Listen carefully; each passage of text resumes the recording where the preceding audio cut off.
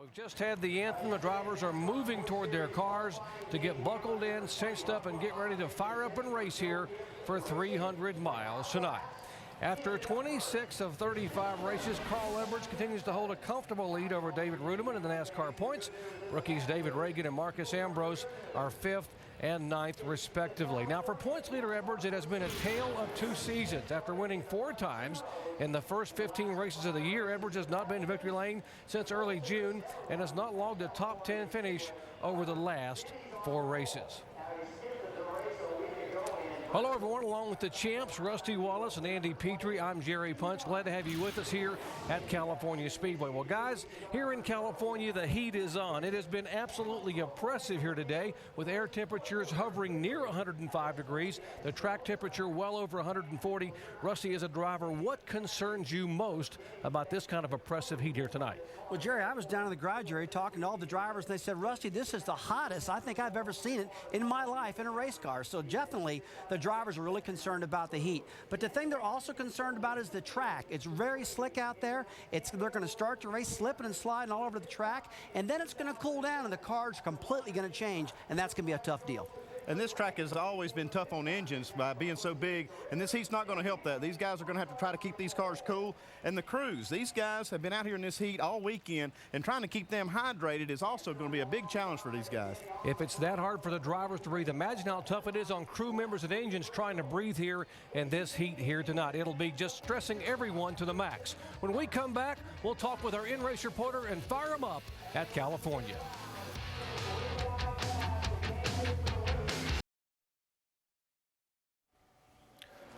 We welcome you back to California Speedway here in the shadows of the San Gabriel Mountains. Beautiful sunset here just about an hour east of Los Angeles. Getting set for NASCAR Busch Series action.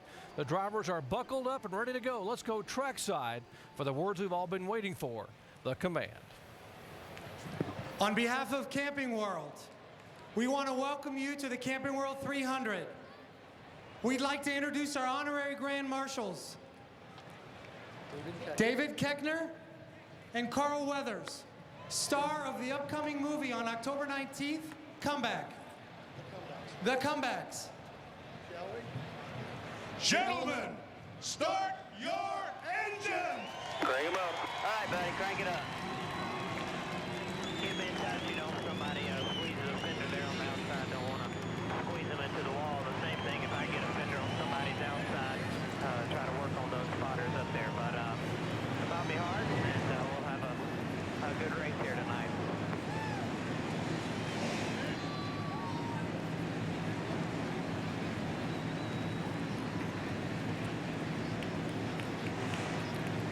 Engines have fired. 43 of NASCAR's finest set to duel for 150 laps, 300 miles on the 14-degree banks here at California Speedway. Let's take a look at our starting grid. Denny Hamlin picked up his series-leading 5th pole of the year. He'll be flanked by last week's and last year's winner here, Casey Kane. And while you watch to see where your favorite driver will be starting, let's visit with our in-race reporter, reigning NASCAR Nextel Cup Series champion Jimmie Johnson, who's had a pretty special week here visiting with family and friends in his hometown of El Cajon in Southern California. Jimmie Johnson, Rusty Wallace with ESPN. You got us? Sure. Jimmy, I heard you had a pretty nice homecoming this week. I did. It was awesome. Really, really cool. Tell us about a little bit, buddy, about your foundation. Yeah, it was just an awesome experience to go back home and spend a little time in my old high school. Cobalt donated some tools to the shop classes that are there at my school, and then we had a fundraiser for the Jimmie Johnson Foundation, and I raised a bunch of money to build homes in El Cajon where I grew up through Habitat for Humanity. So just an awesome week. Now I'm in a Busch car. Tomorrow night run the Jimmie Johnson Foundation Cup car, and looking forward to having some fun. All right, Jimmy, with this race starting during the day and ended at night, what do you think your car is going to do? For the first time, the temperatures dropped a bunch from the Cup practice to the Busch practice, so I think the grip is showing up, as Chad Walters told me before I hopped in the car tonight. But I imagine it'd make us tighter. Just don't know. Sometimes you get a little looser here. But the pace is definitely going to pick up. There should be a lot of grip coming in now that the temperature's dropping. All right, buddy. Have a great race. We'll talk to you later. Awesome. Thank you. Let's visit with the man who will be calling the shot tonight for Jimmie Johnson, Chad Walter. Hey, Chad Walter, Andy Petrie, ESPN. You got a copy? Yes, sir, Andy. Go ahead. Hey, Chad, we've been talking about how hot it's been this week, and all your guys have been working on this car in that hot garage and everything. How do you keep these guys hydrated to keep them fresh here? Yeah, it's been really hot. I think it's the hottest weather we've been around all year, Andy. To answer your question, you just got to keep forcing those guys to remember to drink. They always work hard. All these guys on this pit road work hard every day for all these race teams. The Lowe's guys have been keeping hydrated. We're ready to go win a race tonight with Jimmy in that Cobalt Cool Chevy. 10-4, Chad. The good news is the sun's going down, so good luck. Chad Walter, a former All-Conference and All-American college football player, trying to win in a different kind of arena here in NASCAR racing tonight. Our coverage of NASCAR Busch Series racing action at California Speedway being brought to you by Chevy, the winningest name in racing, an American revolution. By Aaron's, with over 1,400 stores nationwide, everyone is a lucky dog at Aaron's. And by Castrol Syntec. For maximum power, great cars want more than just oil. Give them Castrol Syntec. We welcome you back to the Camping World 300 presented by RVs.com. Well, it is hot, hot, hot here in Southern California. The late summer sizzle in full swing at California Speedway. NASCAR has given each team an extra man over the wall to service the driver only. There will be 8 people go over the wall because of that right there. The 97-degree temperatures, track over 101. Fortunately, we have clear skies and just a bit of a wind out of the east at 5 to 10 miles per hour. What should we be watching for here tonight? Who better to tell you than our great folks down in the pits? First, here's Mike Massaro. Well, Doc, of all the movie sets and sound stages here in Southern California, the California Speedway has undeniably the largest spotlight, the sun itself. And as the sun sets, these drivers will be driving into a blinding light in turn number 3. But after it sets, there's another obstacle, changing track conditions. Teams expect track temperatures to dip by as many as 20 degrees, making it much tighter and forcing them to adapt. If they do not adjust to these fluctuating temperatures, all their chances of victory could just melt away. Let's go to Shannon Spake. Well, Mike, there certainly is a star-studded cast of Cup regulars in tonight's Busch race, 20 in all, and that list includes 4 former winners here at California Speedway. Now, one of those drivers, Casey Kane, is on quite a roll right now. After struggling in both the Cup and the Busch Series most of the season, Kane and Evernham Motorsports have a newfound energy on the racetrack, including a new business partner in George Gillette. Now, Casey Kane won last week in Bristol, and he's looking to ride that momentum all the way to victory lane tonight. He starts second. Jamie Little. Well, Shannon, when you think of NASCAR, you think North Carolina and the South. Well, tonight there's a handful of drivers in the field who actually are from California. Included in those, Jimmy Johnson, most notable. He's a NASCAR Nextel Cup champion. He's so excited to be back here on his old stomping grounds, what he calls his local track at California, that he's making a rare appearance, just his second in the Busch Series this year. Some other drivers to watch for, Kevin Harvick, Robbie Gordon, and Jason Leffler. Guys, they're looking to make their hometown and home family and friends proud. Let's go to Dave Burns. Well, Jamie, who likes it this hot? Well, maybe the Scorpions running around amongst the rocks outside this racetrack, but these crews certainly not as hot as it's been all day today. They've been working in triple-digit temperatures, and sometimes when you do that, your brain gets a little fried and you lose that focus thing. Yeah, that's what it is. And these crews must focus tonight because in the Busch Series, you only get a couple of opportunities to work on the race car and pit your car. They will have to listen to what their driver says, listen to what their crew chief says, and do their jobs well. Because one pit stop can make all the difference in these races. Just ask Matt Kenseth earlier this year and ask some other guys who have had trouble on pit road and lost races, Doc. It can make all the difference. Dave, it's all about finding ways to tolerate the heat here tonight. Although the temperatures are supposed to drop, as you heard, it has been oppressive here today. Over 104, 105 degrees. 20 drivers in this field will be doing double duty today and in the Nextel Cup race here on Sunday, including the front row, Denny Hamlin and Casey Kane. There are 4 former winners in the field. Kenseth, Biffle, Casey Kane, and Carl Edwards have all won here in NASCAR Busch competition. By the way, happy birthday to Marcus Ambrose, celebrating his 31st birthday here today. We will have onboard cameras from 8 different drivers today riding along during this event. David Reagan starts 10th in the American Tire Ford. Mike Wallace, the 19th in the Geico Chevy. Casey Kane 2nd, the Vitamin Water Dodge. Clint Boyer back in 7th in the 21 car, the Camping World Chevrolet. David Gillen, 20th at FreeCreditReport.com Ford. Jamie McMurray, 22nd, the Dish Network Ford. You already heard from Jimmy Johnson, who starts 8th in the Chevy Cobalt machine. And, of course, David Rudeman starts back in 13th in the Aaron's Dream Machine Toyota. 2 cars were asked to go to the rear of the field. 42 car of A.J. Allmendinger and the 77 of Scott Wimmer after qualifying. They will start back of the pack. 300 miles, 150 laps, pit road speed 55 miles an hour. There's the window, 48 to 52 laps. A lot of drivers believe they'll make at least 3 stops here tonight. $1.6 million up for grabs. Great night for racing here in Southern California. Pace car pulls away, and Denny Hamlin will lead him down with Casey Kane right beside him, 43 strong, as we head to the green flag at California Speedway.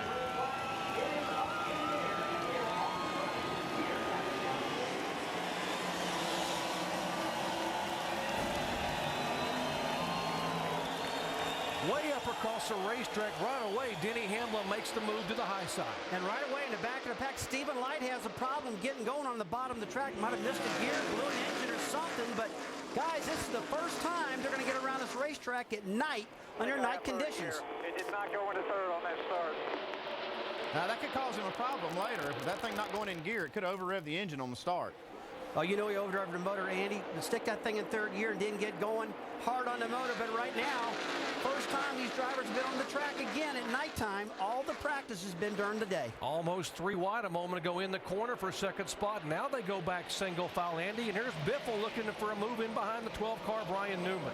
Now, you see these guys just kind of line up on the straightaway for that draft. They're trying to use that air just to get down the straightaway. But Denny Hamlin, man, he got out big time on these guys.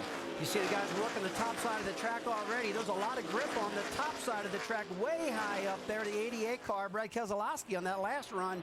But there's a lot of grip up there. They need to get up there and use this racetrack because it's so slick right now. Until this gets a little darker, a little cooler, these cars are going to change a lot. You see some sparks flying out of the 5 car there going in the corner. Cars are on low air pressure, so they travel just a little bit more. Until they build these tires up, they'll actually bang the racetrack a little bit with the frame of the car. Very wide racetrack. They were 4 wide. They were 3 wide. Lots of room to race here, Rusty. There's a lot of room to race, and they're going to use up all they can here in turn 1. They can get really wide, and especially off of turn 4. These guys have got the optimum grip when these tires are fresh and new, so when they're like that, they're going for it, getting everything they can. Problems off of turn 2, car sideways. The 14 car of Kyle Krisiloff gets down right in front of traffic. One of the impressive rookies in this year's crop, Krisiloff, who had that great top 5 finish at Talladega early in the year, and he has had some contact with the wall. He's got some real damage there on the right front. He's got that right front wheel aimed the wrong way. So he's hit the wall pretty hard with that end of the car. Like he hit left rear, left side, Brian. These guys have to go behind the wall and work on this car. And that's the toughest thing in the world to take too early in the race. The first couple laps, you're already in the wall. Guys have been out here braving this heat all week long. And only 3 laps in the race, you're in the wall already. And that's a hard hit, guys. Right rear quarter panel, right front. He's not going to be able to fix that and get that out soon. Let's take a look at this replay, guys, and see what happened. He's already sideways and just got trying to chase the car up and ran out of room, got in the wall. And again, thank God for that soft wall, guys. That really takes a lot of the impact away from the driver when they can hit that part of the wall. This was lap 2 over in turn 2. You saw Bobby East coming by. Now here's the start of the race. Now you'll see the pole center, Denny Hamlin, just turn hard right up in front of Casey Kane. Now watch from the onboard camera of the 7 car of Mike Wallace, and the 90 car, remember, couldn't get it in gear. Now at this point, Stephen Light's in 2nd gear, trying to get it in 3rd, can't get going. Mike Wallace does a good job really not running over him and not tearing the front up of Mike's car. He could have really hurt his own car on that one. Under caution for the first time tonight at California Speedway, lap 2, turn 2, the 14 car of Kyle Krisiloff in the wall.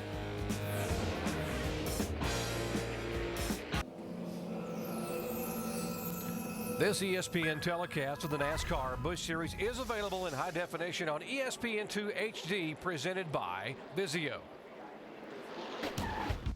California Speedway is nice. It's very smooth and multi-grooved, so you can race from top to bottom. It's a very wide, outspread racetrack. You go down the straightaways, 203 to 208 miles an hour.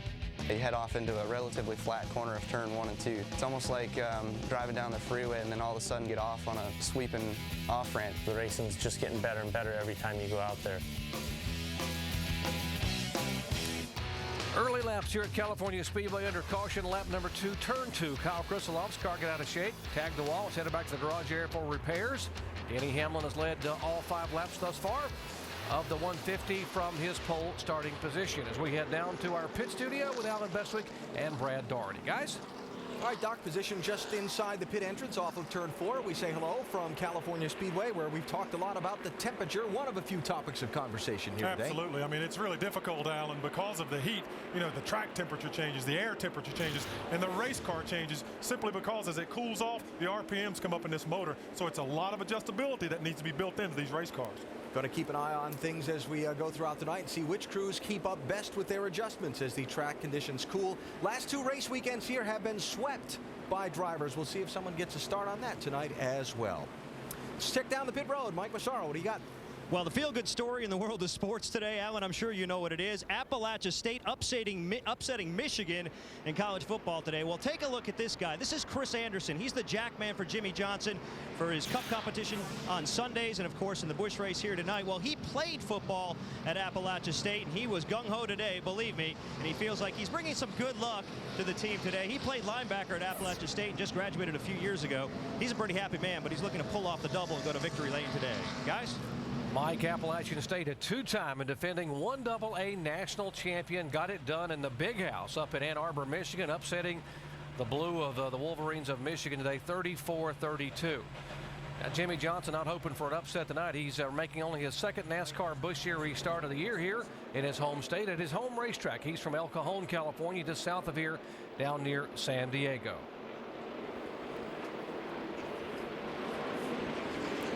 Getting set to come back to the green flag and a single file start here, guys, but they were shuffling it up 2 and 3 wide, even on the original start here a moment ago. When they started this race, the track was real slick, but you know, you had the fresh tires, Jerry, so these guys were trying to get all they possibly can to first corner, because track position is very important here. We talked earlier that aerodynamics plays a big effect on the car. It can mess up the downforce, and you really got to use that air to your advantage, so these guys were doing that. They were searching for that clean air for sure. And this racetrack gets big, they call it. What I call getting big. They get way up against the wall. They use the whole thing all the way from top to bottom. That's what's great about this track. Denny Hamlin on the pole for the 5th time this year, has led all 6 laps thus far. Kyle Busch in the 5 car right behind him as they come up to the gearbox and head to the green flag.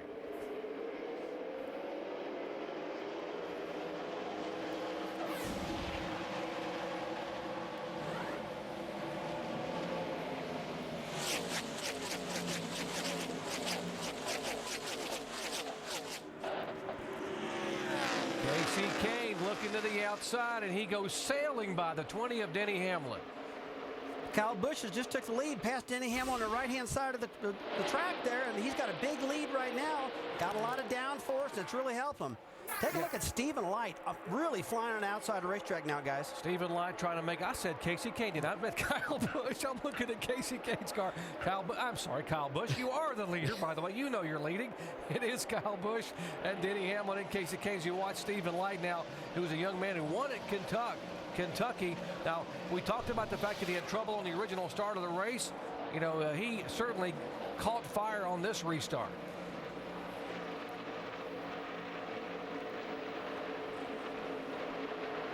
Boy, I tell you what, he got some running on the very bottom of that racetrack in that last restart, and he looked like he was shot out of a cannon. He was really mad about getting stuck back in that field, and now you see him racing with Stephen Wallace, and those two are going to the front right now. We've got a lot of ground to make up after missing that gear on the start. This is 32nd, 33rd, 34th. You see the 7 car there. That's Mike Wallace, one of our onboard cameras, the Geico Chevy there. That's Stephen Wallace behind him, the young 20-year-old, then Stephen Light. The races of NASCAR's Busch Series future right there in the 90 and the 66 side by side. Well, both of them are hoping for a good race tonight, Jerry. The track is real slick, and Stephen likes his 2-mile racetrack in California. And we know that Stephen Light is good in these style of tracks. He won that race in Kentucky, looked so strong there. And I believe this is a type of racetrack that both these youngsters will do well on tonight.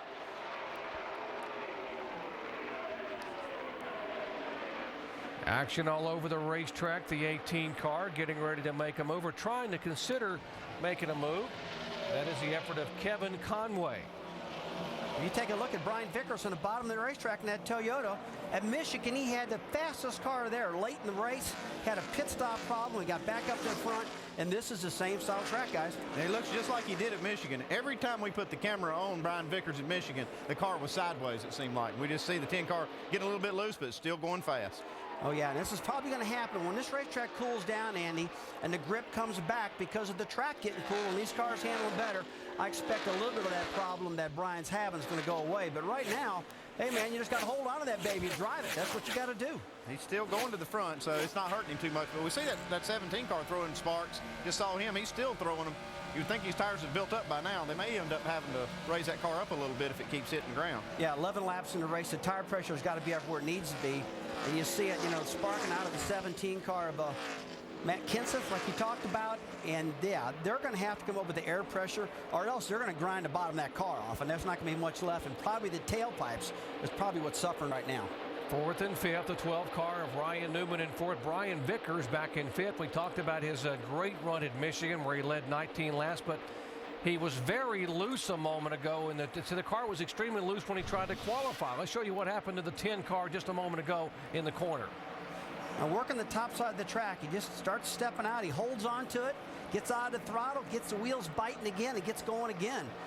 That is a loose race car, guys, and you don't want him that loose to start this race. But again, the track's going to change a lot, and they'll stay adjusting on this next pit stop.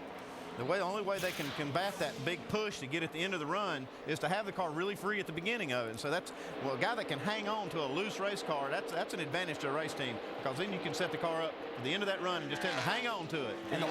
And the longer he runs, Andy, the fuel's going to burn off. The back of the car is going to get lighter. It's going to shift the weight distribution, folks, to the front. And that's when the car's not going to slide around near as much. When that happens, the driver's going to report to his crew chief, hey, it took too long. We got to tighten this thing up. Or, hey, it's coming to you. I'm happy with it. Don't touch anything. 13 laps in it here. And here comes Jeff Burton. The 29 car has moved all the way up to battle for the second position. Burton there in the 29 car. Driving for Richard Choders and Denny Hamlin, who was the pole sitter as they battled. Looked like Burton had a shot at him in the turn, but back down, and now he takes another shot in turn 3. Burton's car working real good on the bottom. You can see him going completely below that white line. That's a good Hamlin race car. Well, Burton told us, and right before the race started, he said, I got a really loose car I'm going to start this race with, but I got to have it that way in order to run fast at the end. So he's doing a good job holding on to this loose car. But you know what? I don't think it's as loose as he said it was. He's going awful fast.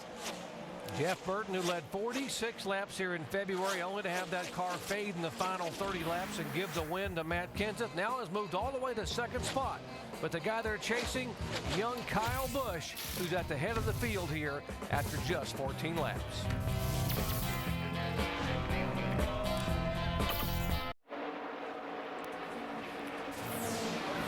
Beautiful aerial coverage high above California Speedway, courtesy of our good friends at Goodyear, the official tire of NASCAR, helping NASCAR drivers get to the finish line for the past 25 years. Early laps here, lap 19 to be exact, of 150, as Kyle Busch has taken the lead now and has led the last 12 consecutive laps. Jamie? Well, Doc, Kyle Busch just came over the radio a couple laps ago and said to crew chief Alan Gustafson, he said, yeah, this car may look really good on the track, but I'm unbelievably tight. Now, he just came on the radio again and said, I'm a level 4 tight out of a 5 being the worst. So, Rusty and Andy, I want to know, being this tight this early in the race, how will that factor in as the laps dwindle down and we get closer to the end of this race? Well, Jamie, I believe what's happened is a lot of guys have overcompensated. They thought the track was really going to be loose. And when this race started, the clouds really came down behind the mountains over here. The track has cooled off a lot. And right now, a lot of them are tighter than they want to be. In fact, at the start of the race, you saw some people come down pit road in lap 3 and already making some adjustments. But right now, Kyle's got such a good lead good downforce on the car leading the race like this, and I believe he's just going to have to ride it out. He's going to be okay. As long as he's out front, I think he'll be okay. He'll have enough, like you said, enough downforce on the nose and clean air that he'll be able to handle that. But if he gets back in traffic with a tight race car, it can make it very tough on him. Guys, don't look now, but that 10 car of Vickers is faster than the leader, Kyle Busch, that time by almost 0.2 of a second. The Toyota Camry of Vickers that led 19 laps at Michigan, only to fade late and finish 6th, is on the march now toward the lead. Yeah, Jerry, but he faded halfway through the race there at Michigan because they had a pit stop problem. At the very end, he's doing the same thing back then as he's doing right now. The fastest car on the track by 0.2, and he's coming to the front. It's a matter of time now before he gets around Kyle Busch. Detroit, Michigan, the home of the big three, General Motors, Ford, and Chrysler. But here in California is where Toyota's based, and Toyota's engines are built not far away. So how big would this be if they can pull off their first super speedway victory here in the home state? I know Brian Vickers wants to show off for him here. He's got a fast hot rod right now. He's running the top of the racetrack, the bottom of the racetrack, and he's been catching this leader a couple of tenths a lap. And here he goes. He's going to the outside of Kyle Busch. Real easy here, man. Clear. Pulling away. Mike, what's going on down there, buddy? Well, as you can tell, Brian Vickers has a very strong race car, and they knew they would based upon what they did in Michigan. They led 19 laps in this race car, and for much of the afternoon were the class of the field until they were plagued by a small problem. Take a look at this right here. This is the probe that goes in the catch can vent. Now, in Michigan, they had a problem. The probe went in the vent, but it did not open the vent valve. The reason? The vent valve was improperly installed. They found that afterwards. As a result, they could not get enough fuel in the race car in Michigan, and that's what cost them the victory there. They went back to the shop. They examined it, but were encouraged after they were so disappointed to find out, believe it or not, even if they had not had that problem, they did not have the fuel to go the distance. So this week, the concentration has been on fuel mileage. In practice yesterday, they went 50 laps and ran the car dry just to find out exactly what they've got in terms of fuel mileage here in California. Yeah, Mike, I bet you that they may have some problems in the pits, but I'll guarantee you they won't have that problem again. You know they got that one solved. Yeah, they're not going to have any problem when it comes to problems like little things like that, which turned into a major thing a couple weeks ago for them. But it just amazes me how fast this Toyota's running. Week after week, this team, the Braun Racing team, just has got that car going. Denny Hamlin's car in his 20s, he's been fading a little bit. We see him running way up high, but he's kind of been going backwards a little. And we got the 48 car, Jimmy Johnson, going the other way. He's going forward. Well, I believe right now we're lap 24 out of 150, and these guys would like to see a caution flag because a lot of the cars, the adjustment you can tell is way off, and some of them are dead on, like the 10 car Brian Vickers. But a caution flag for a lot of these folks, it'd be nice right now to make some adjustments and adjust to these changing track conditions. You know, one thing I see here, Rusty, is a lot of these guys are running so low on the racetrack, they're using that white line, even the apron. What do they do that just to help turn the car if they're too tight, or why are they running so low? Yeah, a lot of times, Andy, they get down the corner and the cars are just losing the front end, and so they try to take that left front tire and actually de-wedge the car. That means they'll hook the car in that white line and actually pull the car around a little bit. You'll see them manipulate that. You saw the 16 car, Greg Biffle tried a little bit right there, but you can really change a handle on the car by doing that. Greg Biffle in the 16, the 20 of Denny Hamlin battling for 6th position. You talk about how this track is a sister track to Michigan, but how similar is it from a driver's standpoint? Jerry, from a driver's standpoint, this track is not even close. People say that's a copy to Michigan. That's so wrong, it's unreal. This is a 2-mile racetrack from the center of turn 3 and 4 all the way to the center of 1 and 2. It's pretty doggone close. But off of turn 2 and down that back straightaway and into turn 3, as a driver, it feels totally different. This racetrack was designed a lot different than Michigan. From the sky, looking down, it might be the same, but boy, it drives different, way different. And like at any 2-mile track, though, or any super speedway, you got to be able to use the air over the car to make it work, and that's what Draft Tracks helps the people at home be able to see. Andy? See Jimmy Johnson right here. He was working this 20 car over. But you can see these guys, they're all but bump drafting right here. You can see that air just goes right over these 2 cars. It almost makes it feel like one car, the air, as they go through the air. And boy, they'll bump draft like that, get some speed. To see he's had to back off right now, move to the top. They get that clean air. Now he's getting more downforce at the top of the racetrack, which really lets him pass a lot easier because he's got the grip back now. Jimmy Johnson now moving into the top 5. making only his second NASCAR Busch Series start of the year. If you just joined our coverage, Denny Hamlin was the pole sitter, led the first 7 laps. Kyle Busch led the next 15, and now it is Brian Vickers who has led the past 6 laps, and he leads here early on at California.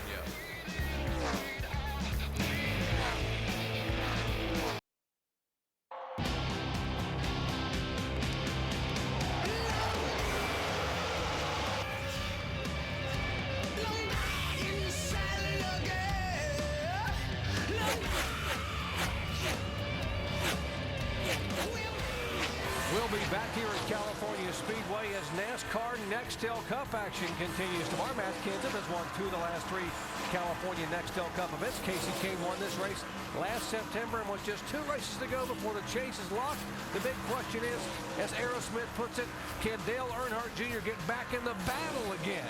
Can he get there to get that 12th spot, the final spot in the coveted race to the chase? Brian Vickers is our leader here. Has led the last 10 consecutive laps.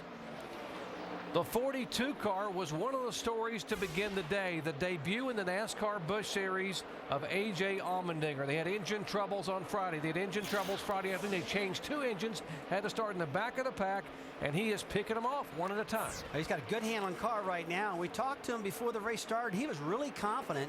And, you know, he generally drives the Red Bull Toyota, but it's pretty hard to believe that he's in a Dodge right now, actually running for Chip Ganassi. And this was a team that was going to shut down, but found some sponsorship, and AJ wanted some more track time, so they put him in there and said, let's try it. And right now, it looks great. See him catching Carl Edwards right here in the 60 car. His car looks like it's fading a little bit, and you see that 42 going forward.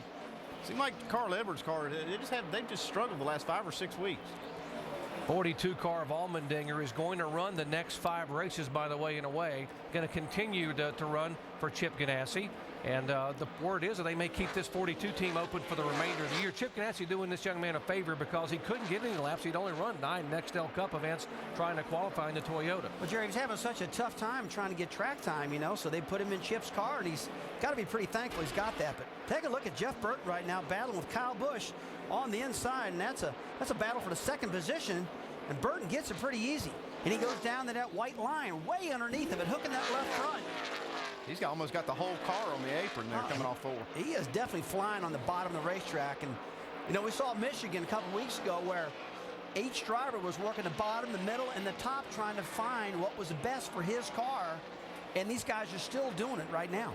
You got to think that 5-car Kyle Busch, they're looking for an adjustment here on this first pit stop to get that car freed up a little bit, talking about how tight it was. Pit stop should be 5 to 6 minutes away. Brian Vickers and company getting ready to make what should be the first of possibly 3 pit stops here in this 150 lapper. We'll take a break and come back and cover pit stops in a moment.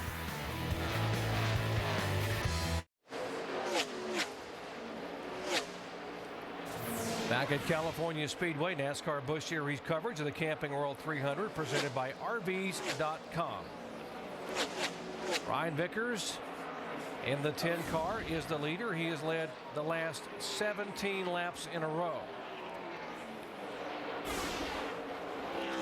We talked a moment ago that the 5 car of Kyle Busch looked to be having some issues after the car went to the front. He had a bit of a struggle. Yeah, he's loose. He's about a 2 loose. The front end isn't doing anything. Take a huge swing at it because it's only going to get worse. Yeah, we'll do it. We'll do it. Well, he's pretty unhappy with his car right now, but he's still running in the 3rd position. A lot of times drivers say, my car is terrible, I can't stand it, it's horrible. And your crew chief will say, hey man, you're running good though. You're running 2nd, you're running 3rd. And that's the case right now with Cal. He's in the 3rd position. Things aren't as bad as he thinks they are at the moment. For more information on driver communication, log on to ESPN.com, search word communications. He's talking about taking a big swing at it. What they mean is they need to make a big adjustment. Let's get on the other side of this problem. See if we can't make this thing better. Denny Hamlin began the night as our pole sitter. He led the first 7 laps. There's a look at the 20 car, the Joe Gibbs on machine. And then he began to fade a little bit. He faded all the way back to 7th place. But then let's look at our Castrol Syntec Power and Performance pass of the race here. Just a moment ago, As the 20 car was back in 7th, he decided to make this move look like moving down a ski slope. Man, he got a big run on the top side of that track, and when you get that run on the front straightaway here at California, you just got to go for it and take what you can get, and that's what Denny did. Looked like he was shot out of a cannon on that one. Can you feel that pull, that draft pull on that straightaway when they do? You can see these cars when they do that, it's like a slingshot. Well, you sure can. Mike? Kevin Harvick on pit road. Guys going to work on the right side now. A little chassis adjustment as well. A 4-tire change for the 33 car. The jack going underneath the left side. Couple of pumps. It's up in the air. Tires being changed. Grill being cleaned. Drop it off the jack. We're actually having trouble on the left rear tire, getting hung up a little bit. That'll cost Kevin Harvick. It's like they had trouble getting the left rear tire off the car. See the crew there kind of shaking their heads there, trying to get that wheel off. Jason Leffler, the 38 car, coming down for his first scheduled stop. Shannon? That's right, Jason Leffler in that 38 car. His biggest concern coming into the race was the slippery conditions that hot weather was creating. Right now, he is not happy with the car. They are going to make some major adjustments on that 38 car. Take 4 tires and fuel. Over to Dave. Crew Chief Mike Kelly calling for a big swing on the 6 car. They will take a spring rubber out of the left rear. He's been there a long time. That may be the issue on the left rear there. Take that spring rubber out, make an air pressure adjustment and a chassis adjustment for Reagan. Mike. Jimmy Johnson complaining the car's a little bit tight, saying, quote, the front end is not doing anything. Looking for some changes here, a 4-tire change and a chassis adjustment as well. Jimmy Johnson still hoping the car will turn a little bit more. As we documented at the beginning of the show, as the temperatures cool down, the track will get tight, and that seems to be what's affecting Jimmy Johnson right now. Meanwhile, Carl Edwards experiencing similar problems. Not happy with his car at all, saying it's very hard to drive, but the problem for him, not tight necessarily, but loose. A 4-tire change for Carl Edwards. An air pressure adjustment as well as they swing around to the left side, trying to make that car a little bit better. Carl Edwards trying to get off the schneid, has not been on top of his game in quite some time. Still looking for a victory. Jamie. And Casey Kane pulling into his pit box there, running a different color scheme, a purple car. Now Casey started second, but he's been slowly drifting back. They're going to make an air pressure adjustment, take a 1 pound out of that right front, 1 pound out of the left sides, and move that track bar up. So he wants to free it up a little bit, having a little bit tight conditions for Casey Kane, the winner from last week, and he's down and away in 17.2. Mike? Hard to imagine that Brian Vickers would complain at all about his race car, considering Trent Owens came over the radio not too long ago saying he was pulling away from the field by 0.2 a lap. Yet, Vickers is saying he's still a little bit tight, would like to be freed up. They're making a 4-tire change right now and an air pressure adjustment. Nothing dramatic on the 10 car. Jamie? And Kyle Busch sliding, stopping his pit box. They're going to do 4 tires. Remember, Kyle Busch, we heard on the radio complaining about a tight race car. He slipped back to 5th. Remember, he started 3rd, looking for his first win here in California, and he's down and away.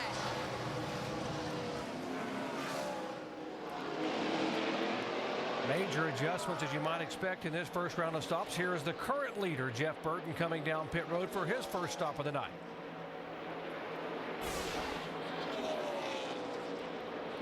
Headed to you, Mike Massaro. And Jeff Burton heading down pit road right now. He's saying he needs to turn a little bit better. This is a team trying to make up for a missed opportunity back in the spring when they led 46 laps.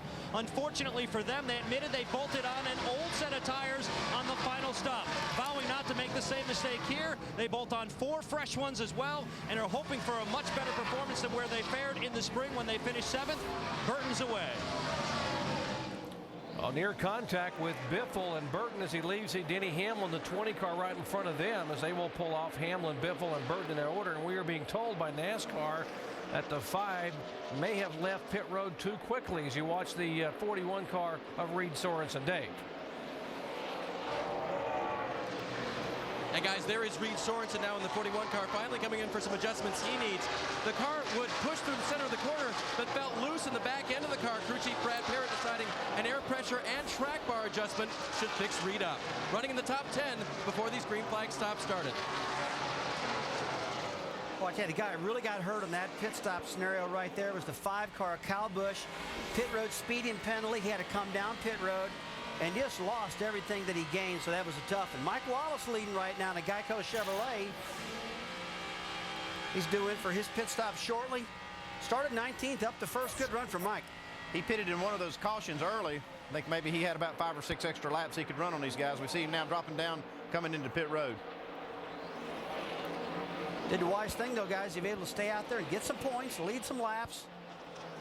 And that team's starting to turn around a little bit. It was really struggling, but now the car seems to be running a little bit better. Better week for Mike right now. Here comes a 90 of Stephen Light. 55 miles an hour on the pit road. Mike Wallace has led a lap, trying to get his first top 10 of the year. Stephen Light, who's already won. The youngster won at Kentucky early in the year driving the 90 car. Let's go down to Shannon. Well, it's an all-star cast here on the 18 pit box. You got 4 guys from the number 20 team and 2 guys from the number 11 team fixing this car for Kevin Conway today. Basically, they're taking a look at this Busch crew, over-the-wall crew. They really wanted to get Kevin a good run here tonight, so they're taking some of the guys off the Cup team and put them down here on pit road. Guys? Very difficult week for this young man. Kevin Conway lost his dad last Friday night. He was on his way home from Bristol, Tennessee, and his mom said, come by the house. We need you to have you here. He spent the last hour with his dad, who passed away after a long battle with lung cancer. Our condolences go out to Kevin and his whole family on their loss of Sam Conway, a longtime board member for Motor Racing Outreach and friend of many of us here in NASCAR racing. Tough week for the young man. He said the best thing that could happen to him, though, was to climb back in this race car and focus on what was going to happen here tonight. The 5 car we mentioned a moment ago, that's Kyle Busch, had a penalty for too fast on the exit of pit road. Kyle, who had led 15 laps early on. Let's show you as his car is exiting the pits. The 12 car is the reference of Ryan Newman. Must have just sped right through that last segment, because you see how he passed the 12 car on pit road, and they electronically measure that speed. And he must have just got caught speeding just a little bit. Oh, yeah. When you're running side by side, Andy, leaving pit road, and you're racing the car out, you just want to give it a little bit more throttle and try to get him. But, boy, look at that thing dancing around right now. He's holding on to that 5 car for dear life. He's trying to make up for the mistake he made on pit road right now, just driving his heart out. And knowing Kyle like we know him, he's really mad right now, and he's driving hard. We saw what happened last Friday night when he got mad. He drove from 36 back to finish 4th at Bristol, Tennessee. That got him fired up here at California tonight. They're still chasing Brian Vickers here after 50 of 150 laps.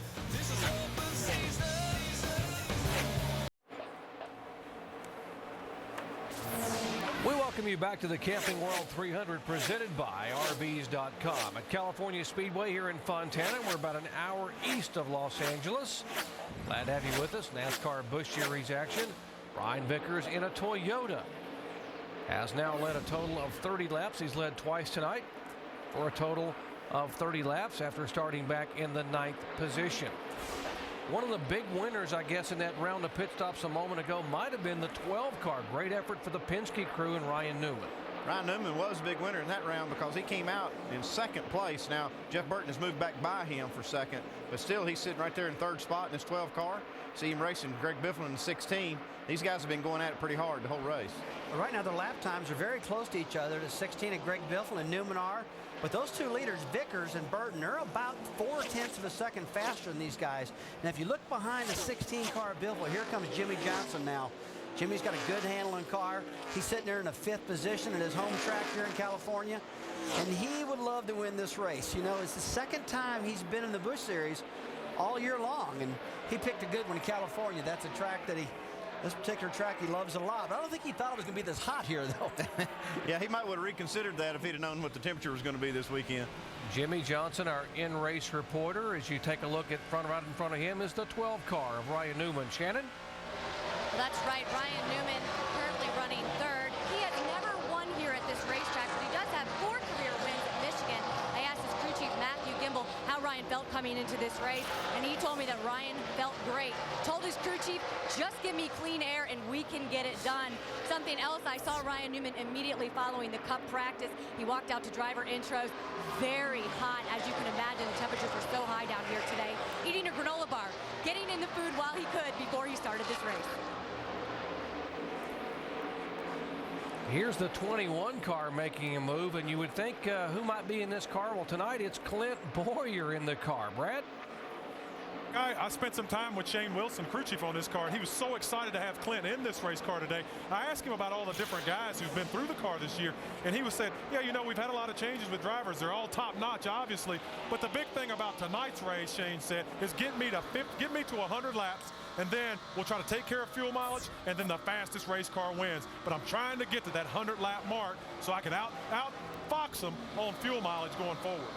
Well, Brad, another thing, that 100-lap mark, if they get to that point, that's pretty well, the temperature here at this racetrack, guys, it pretty well settles in by that mark. The track is what it's going to be around that shape. So he's going to have one more pit stop, put 4 tires on it, because these cars run about 48 to 52 laps on fuel. So if they can pit on that magic time right there, 48 to 52 to go, put tires on it, make the final adjustments, they're going to be in pretty good shape. Look behind the 21 car. You see the 9 car making a move. That is Casey Kane, who swept both events here last fall. Won the NASCAR Busch Series and the NASCAR Nextel Cup event. It's been about the sweeps here because he won them last fall and Kenseth won them this past spring. So, but the 9 car had a close call just a moment ago with the outside concrete. Casey's one of the guys that always runs the top lane. Let's take a look at his replay. See how close he got to it. Oh, turn 2. That's a big hit, guys. Really against it. Looks like he's got that right front fender bent in that car. That next pit stop, they'll have to get that out, so he's got good downforce on it. Let's take a look at this again. He likes running that high line, but I don't think he wants to run quite this high. How about it, Brad? Yeah, Andy, you know, I talked to Mike Shiplett, Casey's crew chief, and I was talking about being able to adjust your race cars throughout the evening. All the drivers I talked to and crew chiefs today, everyone said we're going to mess with air pressures. We're going to leave a lot of adjustability in our race car. But as I talked to Mike, he said Casey, like the car after the last practice, they're not going to touch it, and they're going to figure it out as the race goes on. Now, I think they struggled a little bit, but they're starting to move towards the front. They're starting to figure it out. Let's go to Jamie. Well, Brad, I actually talked to the team after that practice, and they said, you know, Casey obviously, like you said, likes a loose race car, but they went out in that first practice and they scraped the wall with that right rear. So that was an indicator. Obviously, the car was too tight. Or too loose, I should say. So they went back and they tightened it up. So now that car is actually coming around and getting a little too loose. But Casey came over the radio and said he got pushed into the wall. So we'll see if that will affect him later on in the race. He made a little adjustment on that car. He knocked that right front fender in. Maybe that'll tighten it up. Not the kind of adjustments you want to make as a driver, but whatever works, huh, Rusty? Whatever he says, too. I didn't see him get pushed into that wall either, but he runs so high. But the good part is when he did hit the wall, it was a lot less than what I really thought it was the first time. So, you know, that one inboard shot we had, Andy, that was a good-looking shot of that car. And he just kind of scraped along that soft wall, so doesn't look like it screwed up the toe out or nothing. Jamie McMurray in the 26 car started back in 22nd spot, Dave, and now moving his way toward the top 10. Yeah, Doc, it's been interesting. They maintained their position during that round of green flag pit stops, but the car has done something I didn't quite expect from it tonight. It started out just a little bit tight and then went to the loose side. That's somewhat opposite of what we expect from these Busch Series cars. They made a track bar and air pressure adjustment as we see a pass for the lead. Here goes Jeff Burton around Brian Vickers as Jamie McMurray tries to maintain his spot in the top 10. Great call, Dave. It looked like Jeff Burton just went sailing by on the outside, and Vickers abruptly slowed. Do you think he was trying to go underneath the 7 car, or he had an issue? Well, I think he was trying to split the 7 car, and they both got held up a little bit, but now Vickers went back to the bottom of the racetrack, and he's fast again. I mean, I expect he's going to catch Burton, but, man, you got to hand it to Burton. He's got that car flying tonight. Watch the move now just a moment ago. The 7 car right in front of the leader, Vickers. Now here comes Burton on the high side. He never lifts. He just running up there in that upper groove, and he didn't have to lift for these two guys kind of fighting for that bottom groove of the racetrack. And see, Brian Vickers, just a heads-up move. He just went ahead and checked up, let Jeff Burton take the lead, and he'll try to contest that a little bit later. Jeff Burton takes the lead here at California Speedway. You heard the pit reporters talking earlier. He has some unfinished business here. He led 46 laps here back in the spring, only to have the car fade in the final 30 laps. Burton trying to get win number 3 in 2007 here tonight. I think I'm okay, guys. Back at California Speedway, hard crash in the corner of the 88 car. Brad Keselowski, heavy impact into the wall. Couple of cars involved. The 1 car of J.J. Yaley is involved. His Chevrolet has sustained some damage. but at over 185 miles an hour.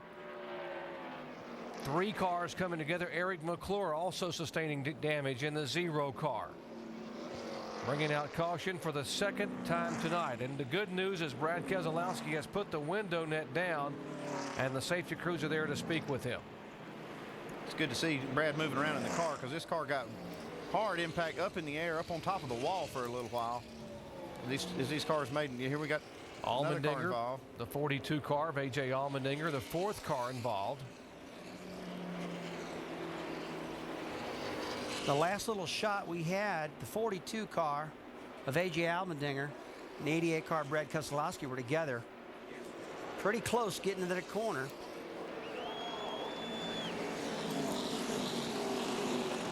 This all started way back in turn 4. These guys battling in the pack for position. The 1 is Yaley, the 88 Keselowski, the 42 of Allmendinger. 88 car Keselowski, it's a big run off of turn 4. It's a big drag race down into turn 1. 3 wide, 4 wide, and that's not what you want to do. And he gets tagged in the right rear quarter panel. Allmendinger does, and Keselowski's like, where did this come from? I didn't even see that one coming. That was just one freak accident, and the 1 car got in the back of that, and that's what started the whole thing. Yeah, Brad Keselowski really got blindsided. He didn't see this coming at all. You see this 42 car gets sideways, gets into the right rear quarter panel, and then this 88 car just slams the wall, went up in the air. Guys, I don't know if I've seen a harder wreck before going into turn 1 of my life. Thing on fire.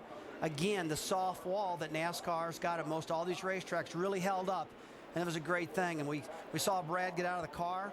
That's great. And boys, I'll tell you what, that reminds me of some bad accidents we've seen in this sport in the past. But thank gosh the kid walked away. Terrible impact. Gives you a sense of how fast these cars are going. Entering this corner right here, you see that car just hit the wall, get up in the air. These cars are going over 200 miles an hour getting into that corner. Actually danced on the hood of the 42 cars, what kept it up in the air, and Keselowski's car was along that right rear tire, along the soft wall, that safer barrier, then came back down to rest there.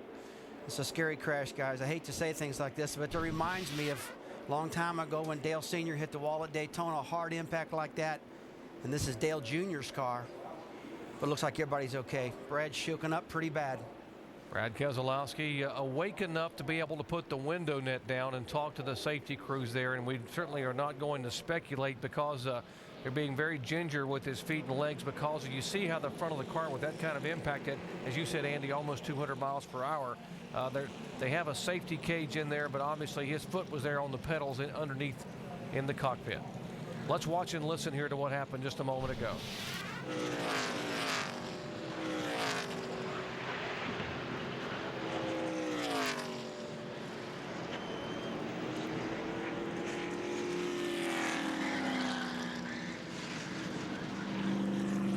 Guys, let me remind you again, that was the fastest part of the racetrack going into turn 1, close to 200 miles per hour, head on into the wall. And the kid gets out of the car and walks away. 23-year-old Brad Keselowski coming off his career best finish just a week ago at Bristol, Tennessee, when he drove from the middle of the pack all the way to get a 7th place finish. So excited, so high on the opportunity here that he had driving for Dale Earnhardt Jr. Jerry, I don't want to speculate, but he's definitely in pain. He can tell that something's hurting him. And he hit, it's hard to believe a man can walk away from impact like that. He looks like he's favored one of his legs. Maybe something, who knows. When you got that kind of damage right there on that left front, that's right where the driver's legs and all that is, and you see the damage there. So could have just banged his legs against some of the pedals or the steering column. And they just want to make sure they take good care of him until they get him to the care center. Definitely maybe a big bruise or something like that, because an impact like can definitely hurt your leg and not break your leg, Jock.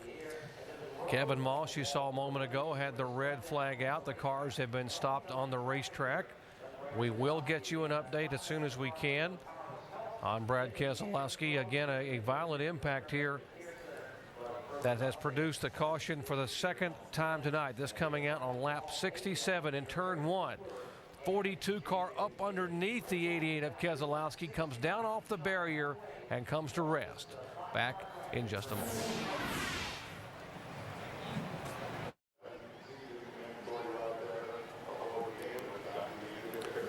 Back at California Speedway, where we are under a red flag condition after 69 of 150 laps. The Camping World 300, presented by RVs.com. We're continuing to pick up the cars that were involved in a grinding crash here on lap 67.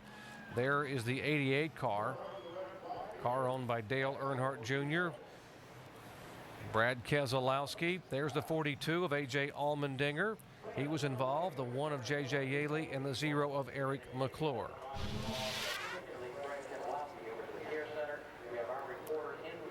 Here's the incident. Now watch the speed here in the 88 car. Watch as they go into corner over 185 miles an hour. You see over 100, almost 190 miles an hour. Gets blindsided by this 42 car.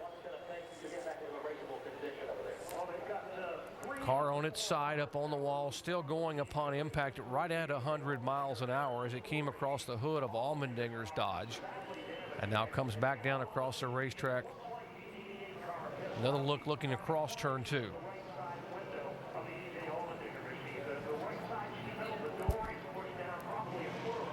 You can see just how little impact it takes. These cars just barely touch to get in that corner, and then when they start losing control, then you have these kinds of things can happen at these kind of speeds. Think hitting that wall when it was concrete, though. I mean, this soft wall has just been so good for these drivers and everybody. I mean, they tell us that it takes close to 40% of the impact out of a driver's body when he hits the wall, and for sure, Brad really tested that wall that time. That was an incredible impact. And the wall looks like it's still in pretty decent shape. There is the safer barrier we're talking about, and it's probably one of the greatest innovations that come along in NASCAR. They had the fuel cell, they've had the fire suit, the window net, all the things, the seat belts, the 5-point harnesses, all the things that have been made as safety features in NASCAR racing that have been actually moved on to the passenger cars. But that safer barrier probably is the biggest innovation to come along in 2 decades. It definitely is, Jerry. A lot of people talked about, what can you do to make these cars safer? And boy, the soft wall helped everything. While we're under a red flag, let's see if we can visit with our in-race reporter, Jimmy Johnson, whose car number 48 currently sits 4th in line. Jimmy Johnson, Rusty Wallace, ESPN, you got us?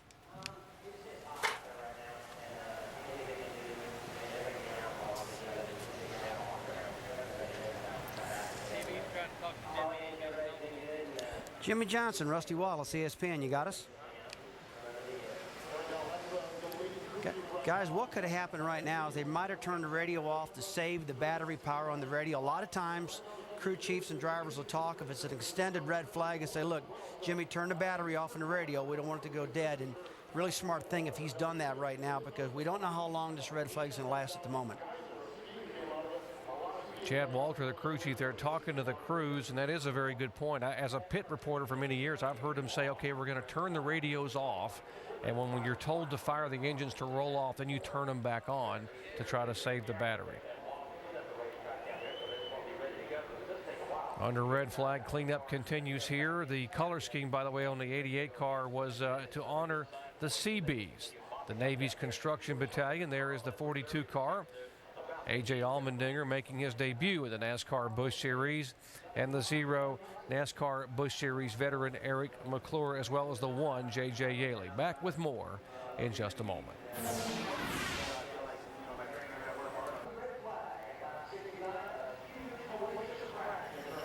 Great IndyCar coverage coming your way from Belle Isle in Detroit. They go back to the winding road course there in downtown Detroit.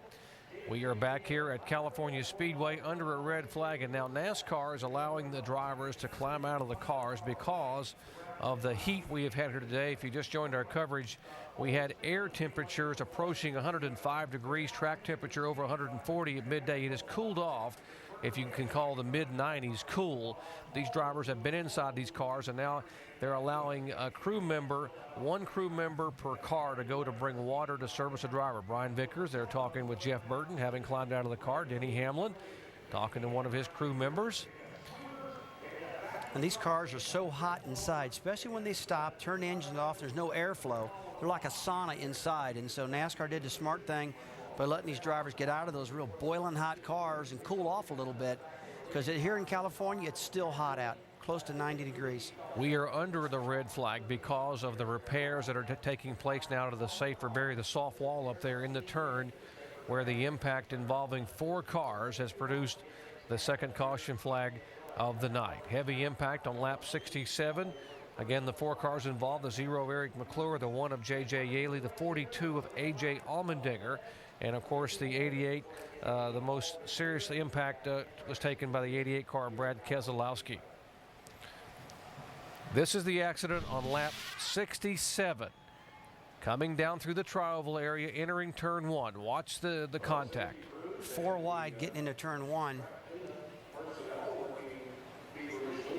Guys, just a tough accident right there. Just amazing. The soft wall, we talked about it. How good the soft wall stood up. You saw him a little while ago, just welding on it just a little bit. Still had a great shape. And NASCAR's been through enough accidents right now with the soft wall. They know if the welds are broken at all, they're going to red flag it and fix it, and that's what they're doing right now. But the thing did just an incredible job holding up. Let's take a look at the speeds here getting into turn 1. 185. Close to 190, pushing 190 right before he starts getting out of the throttle. A lot of speed. He doesn't see the 42 car coming and gets him in the right rear quarter panel. And look how fast the car starts slowing down when it gets a wall. Almost a 40-mile-an-hour drop right on the impact. These soft walls have really helped a lot as far as taking the energy out of these crashes, but they are a little fragile, so to speak. They have to go back and fix them when they hit them really hard. Sometimes it's made out of aluminum. It's like a tubing, and they got that styrofoam behind them. They can go back in there and just re-weld that stuff and replace some of that foam and make it just as good as new. Brad Keselowski in the 88, making only his 19th start in the NASCAR Busch Series, his 6th of the year in the 88 car, the JR Motorsports, owned by Dale Earnhardt Jr.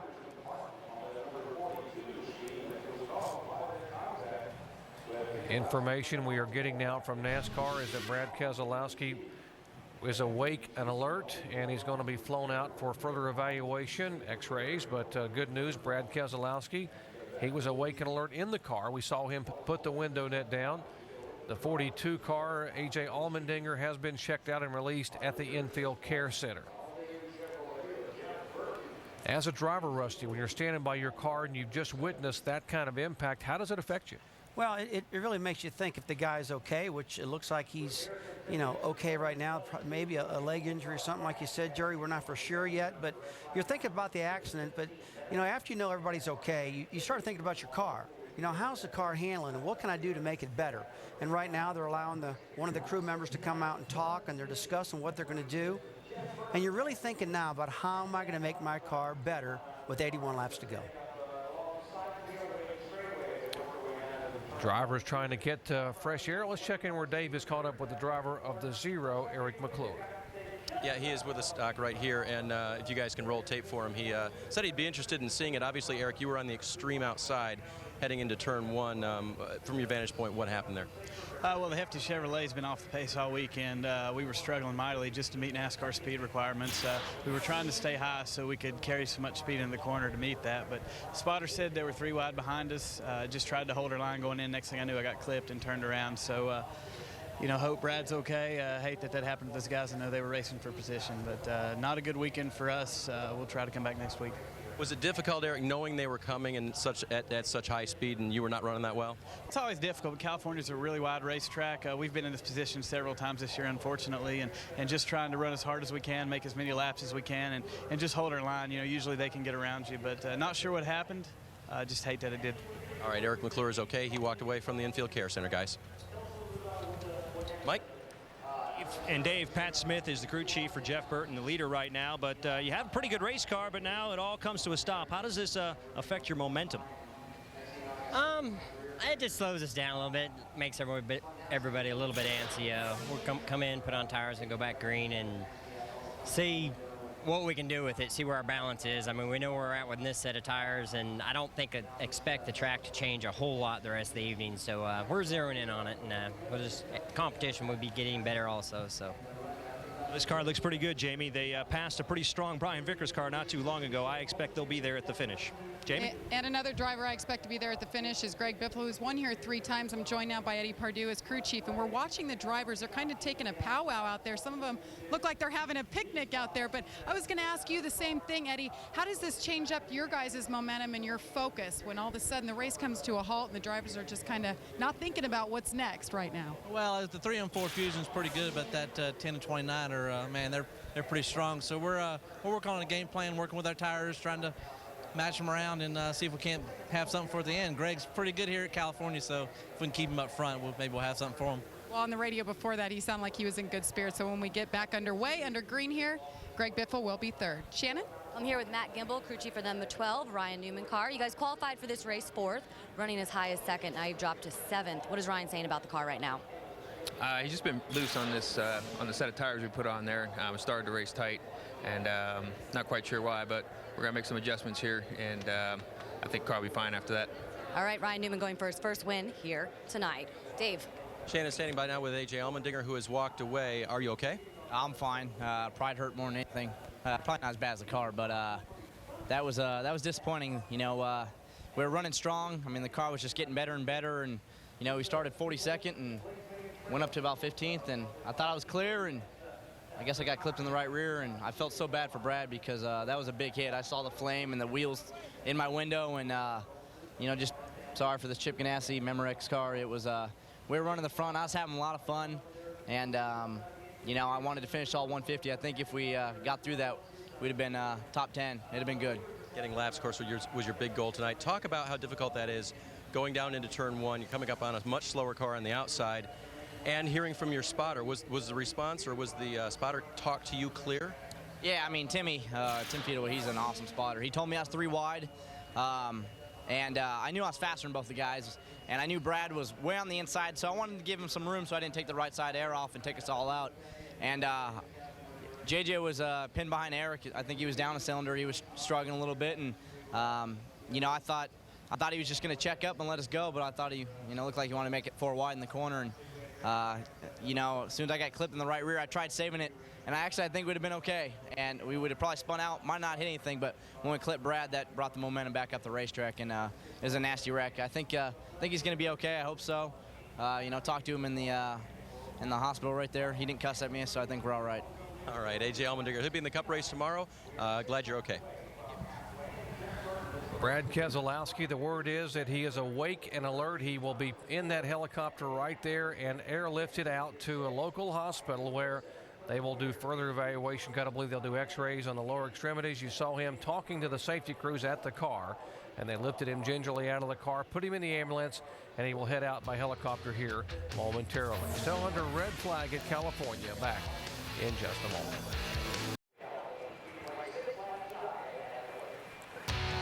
Back at California Speedway, the 2-mile D-shaped oval about an hour east of Los Angeles, where we are under a red flag condition in the Camping World 300 after 69 of 150 laps. The work has been completed repairing the soft wall. The drivers have been asked to climb back in their cars. Crew members that have brought water and cool cloths to the drivers are asked to go back to pit road. NASCAR officials trying to get the drivers buckled in and said raise your hand when the driver is buckled and ready. You see them raising their hands one by one there down along each of the race cars.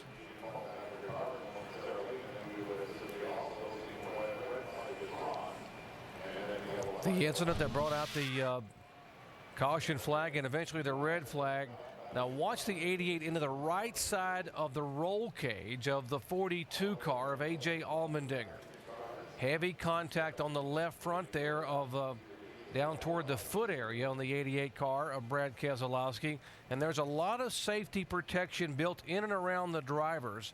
But this roll cage here, which is the safety compartment, took quite a beating with another race car on top of it at 200 miles an hour. It sure did. It really held up good, Jerry. It looks like it's broken the A-post bar out of the car. But, you know, down by the foot protection area for Brad Keselowski, that looked like it held up pretty good.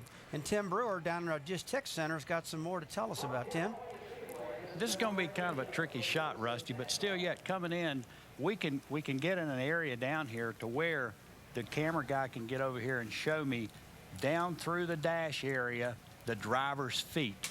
the driver's going to manipulate the pedals like this. But as far as the bar here, that's structural protection for the driver. But still yet, on an impact like that, his foot probably came over here real hard against the panel. Even though we have padding over here, there's no telling where his foot would have went.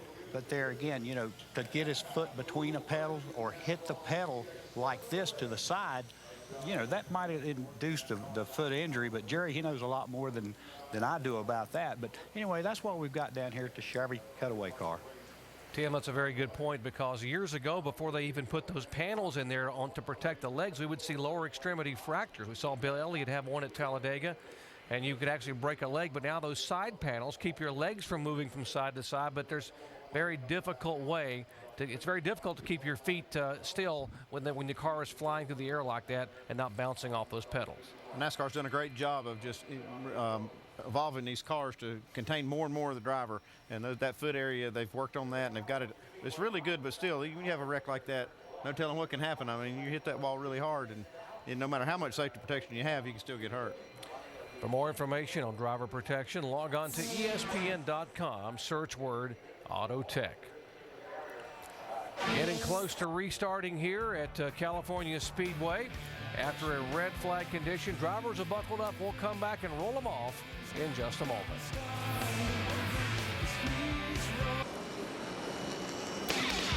Let's take a look at our ESPN race rundown, just shy of halfway. Almost got off to a rough start right on the green flag. Yeah, Stephen Light had a tough time getting up to speed, couldn't get it in the gear. He actually happened to him a couple of times on restarts, very slow up to speed. Managed to not have a crash there. Then a caution at lap 2. Then we get the first lead change of the race, actually second lead change. Brian Vickers became the man. He's absolutely been the class of the field tonight. He is really flying in that Toyota. He's going to be the man to beat. That was lap 23. He and Jeff Burton have spent most of the time trading the lead back and forth. Then lap 67, a terrible crash in turn 1. 4 wide into the corner. Contact between A.J. Allmendinger and Brad Keselowski sends Keselowski flying into the wall. Allmendinger underneath him.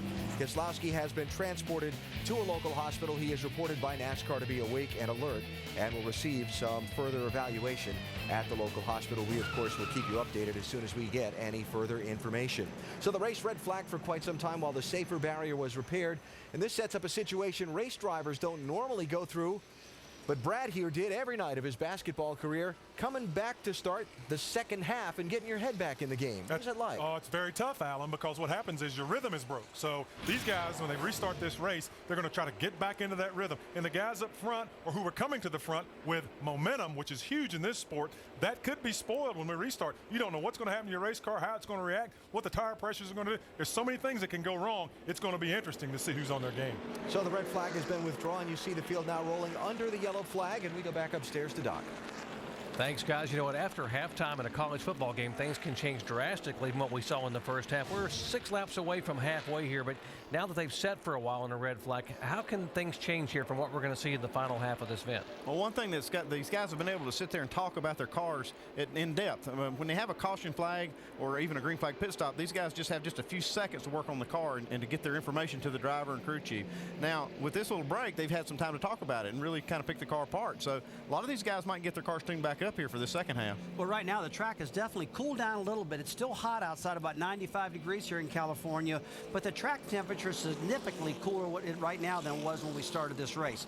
So the way the cars are handling now, I expect the handling to stay pretty similar all the way through the end of the race right now. So whatever adjustments they're going to make, they need to make right now in this particular pit stop to maintain this track position. But big changes here in California. Boy, the sun and the heat was everything, Jerry.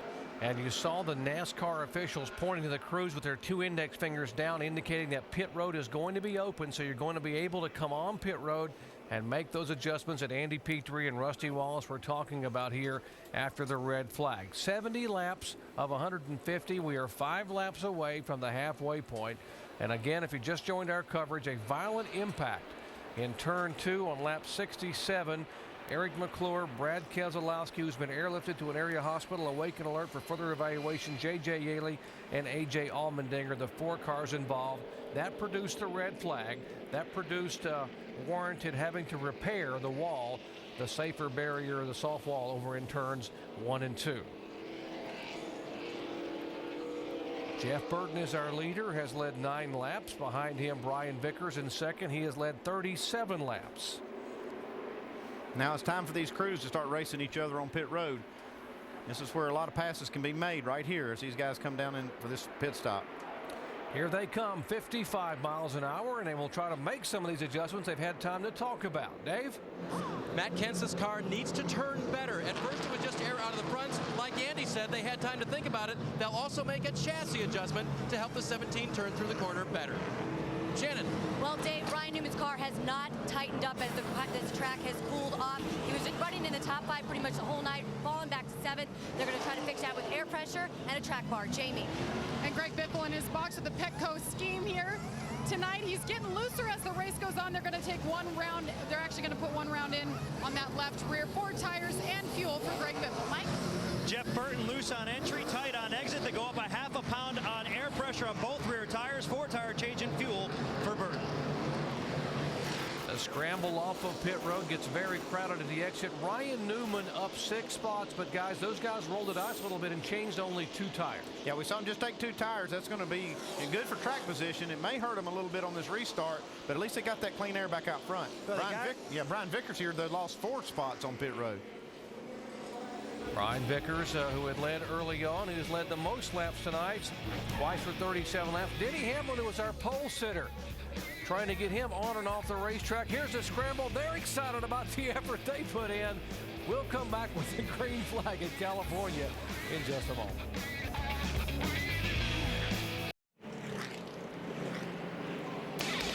Back at California Speedway, beautiful aerial coverage from high above this gorgeous facility, courtesy of our good friends at Goodyear, the official tire of NASCAR, helping drivers get to the finish line for the past 25 years.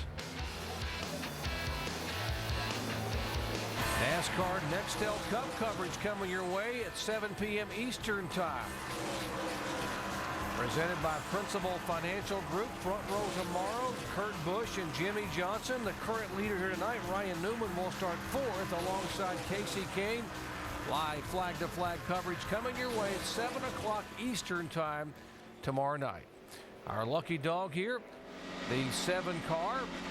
That's the Geico Chevy of Mike Wallace, carrying one of our onboard cameras. He is the lucky dog. He gets the Aaron's Lucky Dog free pass because he is the first car a lap down, and he gets to come all the way around the pace car, all the way around the racetrack. That's going to be a great feeling. No, you're suddenly just going to get a lap back. That is a great feeling. He struggled a little bit with his car. He's got his car handling better now, and now he's got the lucky dog, and that is one good feel when you get that, Jerry. You feel like you're back in the game, and you're just humiliated when you're lapped down and you feel like you're out of the hunt, but now he's back in. Getting set for the restart here at California Speedway. Lap 73, 2 laps away from the halfway point. Ryan Newman, by virtue of a 2-tire change. They rolled the dice. Matt Gimbel and the Penske crew put him up front with 2 tires. He will come down and lead him to the green flag with Denny Hamlin and the 29 of Jeff Burton chomping at the bit.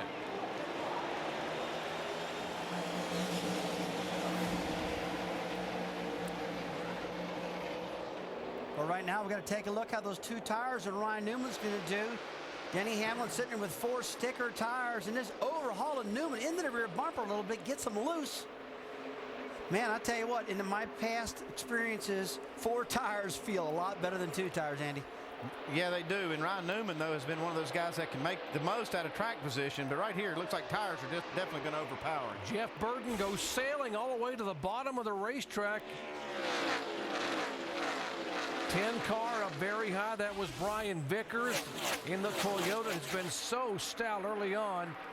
Vickers back behind Jimmy Johnson trying to make a move, but Jeff Burton went to the bottom of the racetrack and then back up top to take the lead away. You guys, back to the 12 car, Ryan Newman, a lot of times when you start off with just fresh right side tires and those left side tires are hot and got a lot of tire buildup on them, the cars don't handle too well for the first 3 or 4 laps. And right now it looks like Ryan's car is starting to settle in a little bit and driving better. Take a look at the 10 car, Brian Vickers. That car has been strong throughout the night. He's working the bottom of the track. Well, we all know he's got a car that can work the top of the track also and run fast up there too. He lost 4 positions on that pit stop. You saw the pit exit where they lost 4 positions. Now he's trying to make them up on the racetrack. You know what? The Braun Racing team's a great team, but they just probably don't have the really fast pit crews like these Cup teams have got.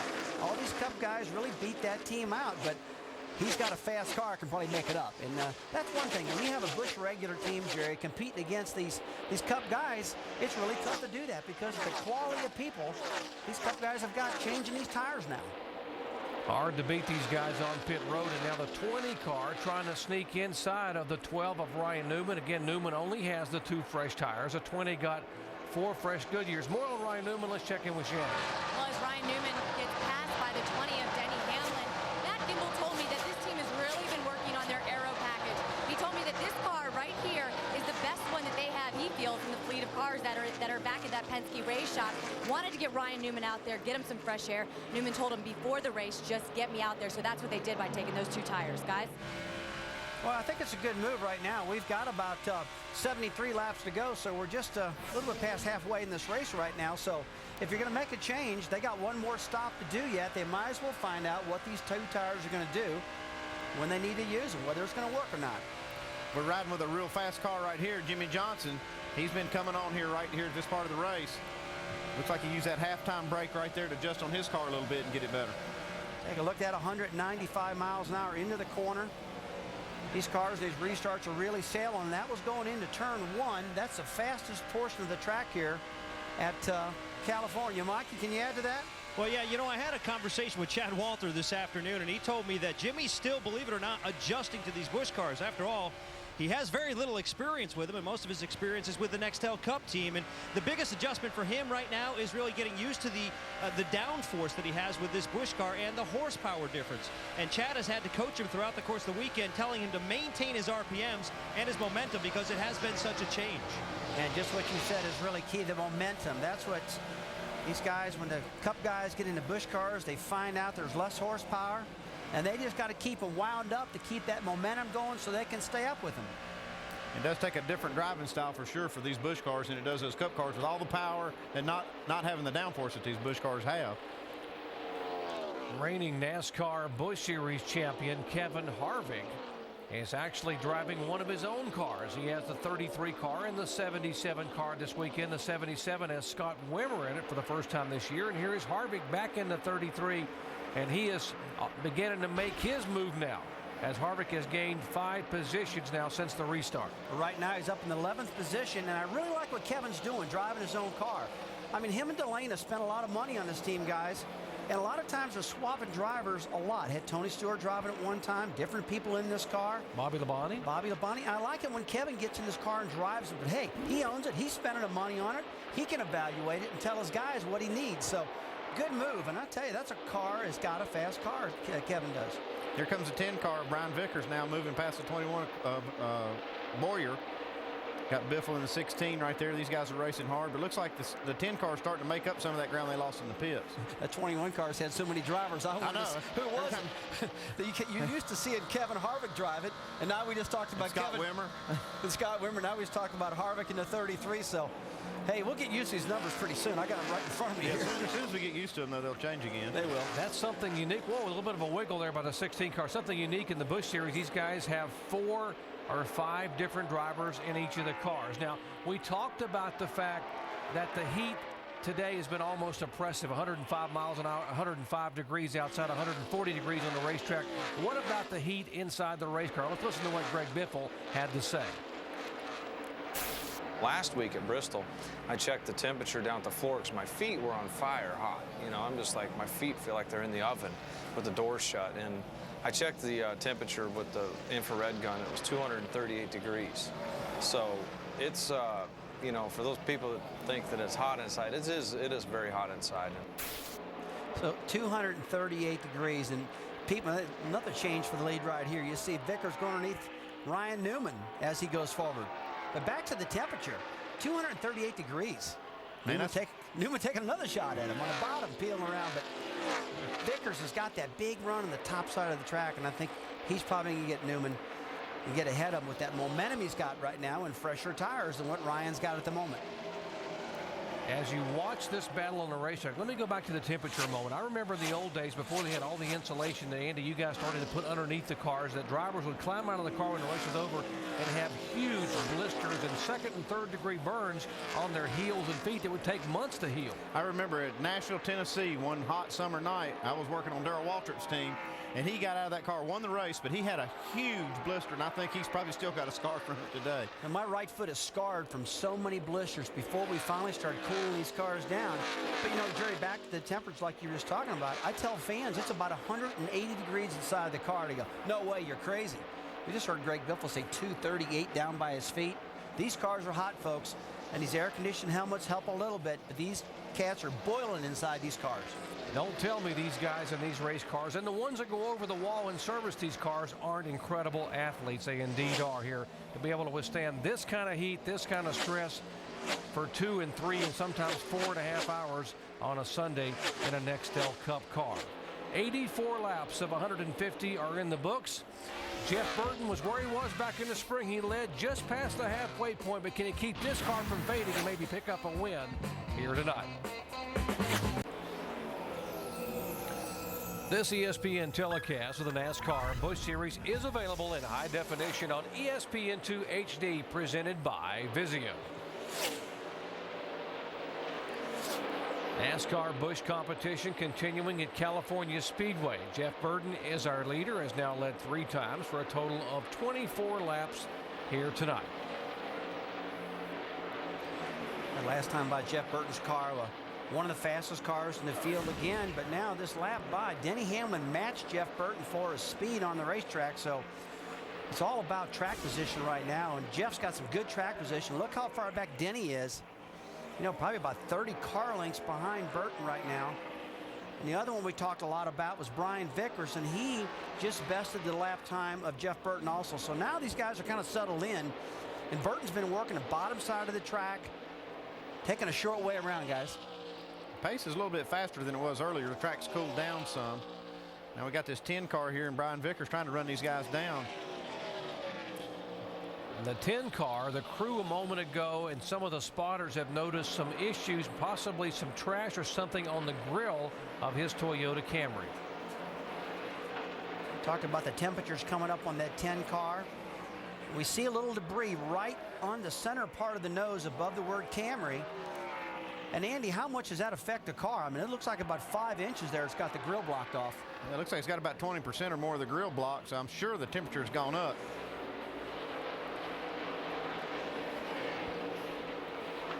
I think I may have some trash on my nose. Take a look at it. 240, 270.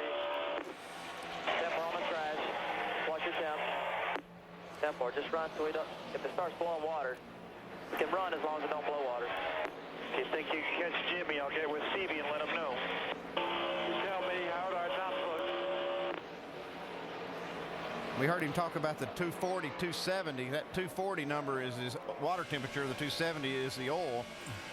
And there he did the perfect thing. A lot of times the aerodynamics under the car in front of you will force the air to blow that debris off the car. And we just heard Brian Vickers say, I'm going to get behind Jimmy and try to get the debris off, and he did that. He's got such a fast car. He drafted up on his bumper, and it blew the debris. Let's watch this one more time. He's getting closer to Jimmy Johnson. The air under Jimmy's car blows the debris off the car. And boy, that's a Mr. Feel-Good right there when you look at the temperature gauge. That's exactly what we show with our draft tracks, is that dirty air. And when you get in that real turbulent air, that's what it raked the debris right off the grill of the car. Are you saying we don't need draft tracks if we can put hot dog wrappers on the grill? That's right. You can see it right there. Well, you know, Andy's been telling us the whole time how that air's got a lot of dirty pockets in that column of air. It's real turbulent air. And you saw that turbulent air just shook that debris right off the nose of that Ken car, shot it right off. For more on the grill, let's go down to our ESPN Dish Tech Center and Tim Brewer. Thanks, Jerry. What we got here, folks, we got tape on the front of the grills to make the cars run fast, get a lot of downforce on them. But when you get little particles here, little particles of air, and a big piece right in the center of it, that water temperature is going to go up amazingly. But still yet, like Rusty said, you stick the nose of this car right up behind another one, what's going to happen? All this stuff's going to fall off. You're going to kind of help yourself. A lot of times we cut the electric fan off behind the radiator. That helps a little bit, but still yet, just pulling the thing up behind the car, stopping airflow across the front of it, that helps our Chevrolet Colorway car tremendously. Well, Tim, great explanation, exactly right. And when you can take and turn that radiator fan off so it quits sucking air through it, 16 cars spinning. Oh, into the wall, left rear quarter panel. We missed you, thank goodness. Another one coming at you. You're good now, Matt, we missed you. Greg Biffle, a three-time winner here, getting the car out of shape and has some damage with the left rear of the car, bringing out caution number 3 here today. Close call with Kyle Busch in the 5 car. Just missing Greg Biffle. I'm just going to take it to the garage and put it in the truck. You see the damage on the left rear. Greg's saying let's just put it on the truck instead of fixing it. These guys are not running for points here in the Busch Series. Pretty good. Steering wheel's off a little bit. Let's take a look at this replay. He's way high up on the racetrack, trying to pass Ryan Newman, gets up in that gray and just gets loose and spins the car. And guys, it looked like he had that right rear tire all the way up in the dirty portion of the racetrack. I mean, no, he didn't mean to do that, but that's what it appeared would happen. That car just got out from underneath him. It looked like the groove just wasn't cleaned off all the way to the wall, so he got that right rear up in the sandy part. Right here, you see, just gets right up out of that groove. You see some of the sand start to fly out from under the car. Absolutely right, Andy. You know, he gets in that dirty part of the track, the sandy part up there, and boy, when you see that stuff fly out from a right rear tire, you know there's no grip there, and he's going to lose it. And thank gosh nobody hit him, but he got the wall enough. And as you said earlier, he's not racing for the points. You know, he's frustrated now. Let's put the thing back away.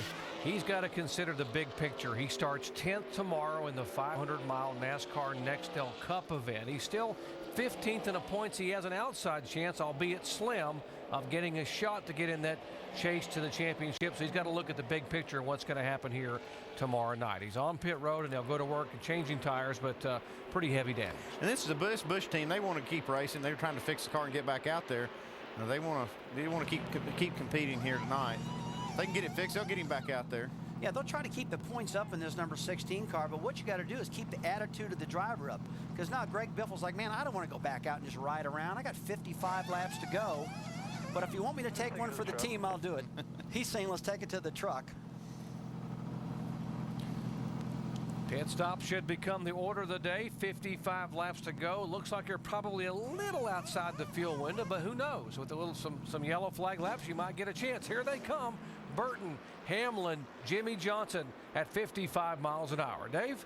Matt Kenseth is going to come and give up 9th place on the track. Come down pit road. 4 tires for him. No grip was the report.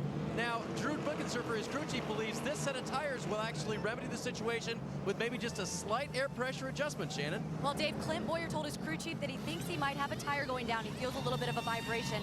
They're going to put 4 tires. He's also very tight, so they're going to make some adjustments on that car as well. Jamie. And guys, Kyle Busch making his way down. He's in his pit box now. He's saying his car is almost undrivable. He said he's loose in, tight center off, loose off. So they have all kinds of things to change. He said he has no throttle off the corner whatsoever. They made some adjustments and he's out. Mike? And Jeff Burton just made another air pressure adjustment. Last time in, they went up a half a pound on both rear tires. This time, down half a pound on the right rear. Car's just a little bit loose. 4 tires and fuel. Plus 7 spots off of pit road. Robbie Gordon driving a Dodge. He is driving the Armando Fitz Dodge. He got permission from Ford, which is what he normally drives for on Sundays in Cup, to be able to drive that Dodge, and he gained 7 positions. Now, a few laps ago, we showed you the 10 car of Brian Vickers getting rid of some trash on the grill as he pulled up behind the 48 car of Jimmy Johnson. Here's what happened. He pulled right up behind Jimmy Johnson and watched the air change and just blow that garbage off the front grill. You can even see the turbulent air on the hood. You see the hood buffing it up and down, but it knocked that off there. Let's take a look at this on our draft track. You see all the dirty air, we call it the turbulent air, coming off of Jimmy Johnson's car. Now, Brian Vickers used that to his advantage. He drove up behind Jimmy Johnson, and look how radical that air gets, and that air just blew that debris right off the hood of his car. It's just like a vacuum when you pull up behind another car like that. It's just like a vacuum, just pull that debris right off of there. It works like that too when you're using it to your advantage to try to draft up behind somebody and gain speed. You're using that vacuum. And every good driver, he knows that technique. A lot of the crew chiefs are reminded drivers, pull up as close as you can. But folks, you just saw on draft track what the air looks like and how it really affects the nose of these cars. And we talked earlier in our broadcast how we can use this to our advantage. And you know, I'm going to give Brian Vickers an A+ for using it really good today, because getting that debris off that car, that 10 car, that put him back in the hunt. A couple more laps, Jerry, he might have been in the pits with that motor overheating.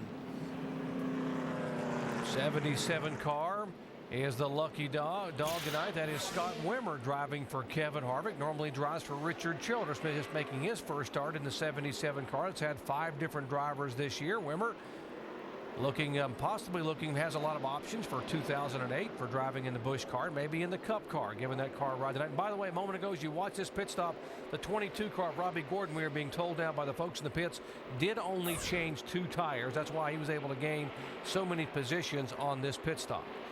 Well, he's got a long way to go, because right now there's 53 to go, and I'm pretty confident now. Our pit window showed 48 to 52 laps on fuel, and I'm pretty confident these guys can probably make it. Well, it's just probably right at the window for a lot of these guys, probably just outside the window for some of them, but probably a few that can make it to the end if it goes green. Word, by the way, on Brad Keselowski, we're just getting, he is at the local hospital, Awake Alert Stable, which is what we've been able to add to your information. Still undergoing x-rays. We'll update you as soon as we have any further information. Okay, we'll see Jimmy Johnson duck down pit road, probably going to get a splash of fuel, I'm guessing. I don't know. Danny Hamlin comes to the green flag to take the restart. That was the 41 of Reed Swords, and colors look almost identical to the 48 of Jimmy Johnson. Yeah, it kind of scared me there. I saw him dive down on pit road, and we're coming to the green. Well, right now, these folks got everything they need on their cars. 4 tires full of fuel. Saw the 21 car getting out of the groove up on top of the racetrack. Clint Bowyer got some debris on his tires or something. He just got too high, lost his momentum. Robbie Gordon in the 22 car, whoa, right on the bottom underneath of him, one of those 2 right side tires. That's all Robbie's got for grip on his car. That's a pretty good gamble, pretty big gamble with 52 laps to go right now, Andy. But he's taking right side tires on his car. That's a long way to go. Figure why not, though? You can get up there. Oh, we got 4 wide racing right here going in the corner. Somebody better get out of the throttle. Stephen Wallace, bottom of the track. David Gillen at 29. Marcus Ambrose, the birthday boy, in the 59. 30 is Stanton Barrett. Those guys 4 wide. Shows you how much room there really is to race at this racetrack. Well, I'm glad my kid's the one that got out of the throttle first. I didn't want him to bulldoze in there. And take a look at Kevin Harvick now. He's got a great car to 33. Really handling well. Newman off the pace. Ryan Newman off the pace. Just fell off maybe a tire or something. I don't want to speculate too much on that, but look at Harvick. Got a great handling car now. Everything on my part was fine, clean shifts and everything. Clean shifts, evidently an engine problem. That's the first thing a driver says. You know, I didn't miss any gears. Nothing went wrong. Ryan Newman, who had made that gamble on 2 tires to get him out front here on a previous pit stop and led for a while now, slowing down pit road as he comes up. And the crew will go underneath the hood, take a look and see if Matt Gimbel and company, this Penske crew, can see what's wrong. You know, Andy, Jeff, mostly when you hear an engine running. Guys, if you don't see anything, we're going to the garage. And they're going to look under the hood and see if there's just anything that they can fix real quick, like a plug wire or anything else that may have happened, but probably something inside the motor. Trying to figure out why he's on only 7 cylinders. Big group of cars, a 38 car of Leffler, who won up at Indianapolis, giving Toyota their first win early in the year. We mentioned that Greg Biffle was going to call it a night. He's now back in the garage area with Jamie Little. Greg Biffle running top 6 all night, and you spun it around. It looked like you guys were going to attempt to go back out. What'd they tell you? What'd you break? Well, the rear clip's bent pretty bad, and we don't, this place 2-mile racetrack, real aerodynamic dependent, and the rear quarter panels are smashed up pretty bad, you know, on this left rear quarter panel. So it's going to be hard to drive, to stay out of the way and get enough, you know, there's a minimum speed out there. So, you know, this is a really good race car, and we don't feel like we're really going to keep minimum speed. I just wish I could have got a position on Ryan Newman. We're racing for the championship out there tonight, you know, and wouldn't give me any room to race, you know, and I tried to get beside him on the top, and I got in the throttle really fast to try and get position on him because he just wouldn't give me any room. But I should have stayed there when I had my nose beside him the other time, and I guess I wouldn't have ended up like this. But that's racing. We have fun, and racing the Busch Series, that's what it's all about. All right, guys. Greg Biffle, 7th DNF of the season. Doc. Start 10th tomorrow in the NASCAR Nextel Cup 500-miler here. 48 laps to go. The question is, can these guys make it on fuel? If they pitted with 54 to go, it's about probably 4 or 5 laps beyond what our experts up here figured their fuel mileage window would be. We'll see how many will gamble if we stay green. 102 laps in the books. Vickers, Kyle Busch, Jeff Burton, Jimmy Johnson, and Denny Hamlin trying to pick up wins 2 in a row after winning at Michigan 2 weeks ago.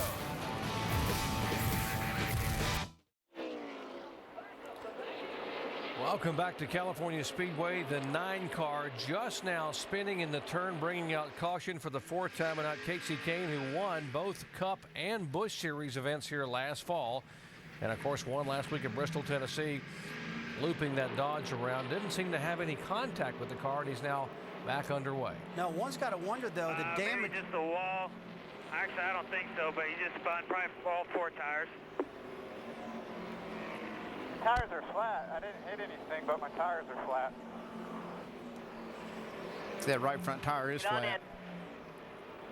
You know, earlier he got in the wall a little bit of that right side, and you wonder if maybe he tore the car up a little bit and caused the handling to go away right there. Let's take a look at this replay. We'll see what it looks like, because it looks like Casey was just battling with a 22 car, Robbie Gordon, getting into turn 1. Casey took a real late entry, real high on the racetrack. And it really looks just what we saw with Greg Biffle. He got the right rear tire up in the gray and just lost the car. And that was an awful high line that Casey took. But you know, he's one of the drivers that does it a lot. He likes working the top side of the track, but this time it bit him. Yeah, it was a good save, though. See him just sliding the car, just barely touching the wall right here, and he spins this thing around, doesn't hit anything. From the onboard camera, he was battling door to door for lap after lap for 10th spot with a 22 car, Robbie Gordon. Now he's up high.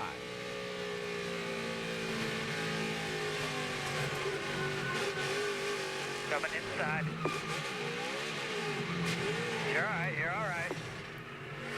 Yeah, easy for him to say. Now these leaders will come on the pit road and try to top off. Jimmy Johnson, there's Vickers there. There's Robbie Gordon. David Rudeman, Mike Wallace, Leffler, they all come down 55 miles an hour, and now they should be able to make it with 42 laps to go as they come down for what could be the final pit stop of the night. Well, we saw a lot of them roll the dice. Denny Hamlin stayed on the racetrack, so did Jeff Burton, too. They think they can make it on fuel. With these caution laps, they probably can make it. Mike? Just before this pit stop, Ron Malik told me there's absolutely no way they can make it on fuel. That explains why they stopped. A splash of fuel in the 48 cars away. Jimmy very happy with that car. Now, these guys coming off pit road can make it to the end easily. These guys that stayed out are going to roll the dice just a little bit. Watch the fake here coming out of turn 4 at the pit entrance. You got to be real careful how much you fake, because they have something called a commitment cone. You can't pass it. And Hamlin comes back up on the racetrack right in front of the 29 of Jeff Burton. Now looking back from Jimmy Johnson's onboard camera. That's a pretty good fake right there, but you know, I really wonder with the caution flag coming out. I mean, these drivers know there's going to be 3 or 4 laps of caution. Man, Andy, I would have stayed out on the racetrack. I think they'd have had enough fuel to make it, and evidently Denny Hamlin and Jeff Burton think the same thing. If the numbers say you can't make it, you can't make it. Now, those guys just couldn't. Their numbers show they couldn't make it, so they made their pit stop. Now they know they can. They'll just have to race hard for it. Yeah, but even though they got those caution flags, maybe they just weren't willing to gamble, I guess. You see that commitment? That's a cone. They call it a commitment cone.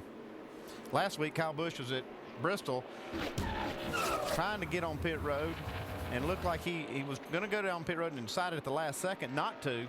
And the rule is if you go inside of that cone, you have to come down pit road. And if you go the outside of it, you can stay out. And he did miss the cone. NASCAR said that he actually went inside that cone, and they penalized him. But as looking at the replay, it looked like Kyle Busch was in the right there, and NASCAR made a mistake.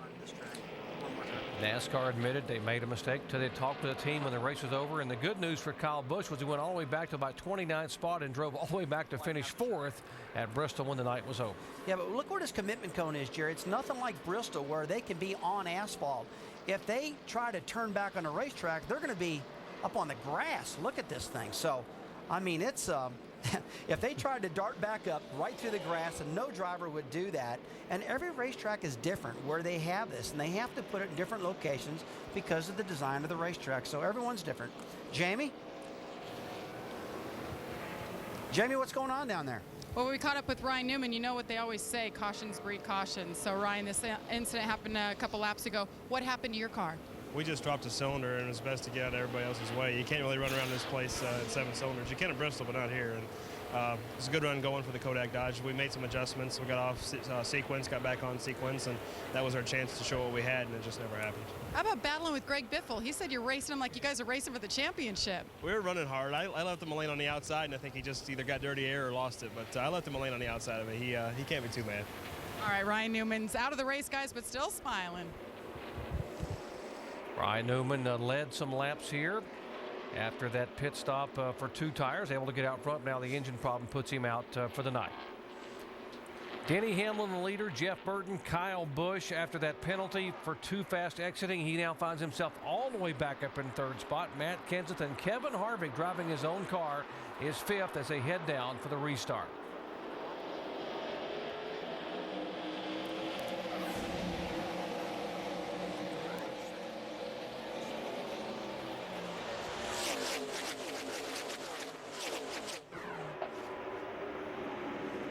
Jeff Burton, who was able to sail by on one of the previous restarts when he got the momentum up high and make a pass on Hamlin. Now Hamlin will pull up and take the spot away. And now the drama begins. Can the 20 car, the 29, the 5, and the 17 make it on fuel? We know the 48 can. Mike?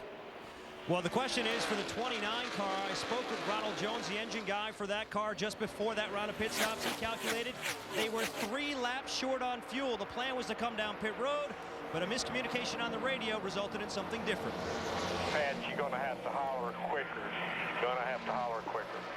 I can hear it static. When I'm on the back straightaway, I can't hear him. The radios we've got in the Busch cars just suck. They suck for 3 years. I cannot hear him.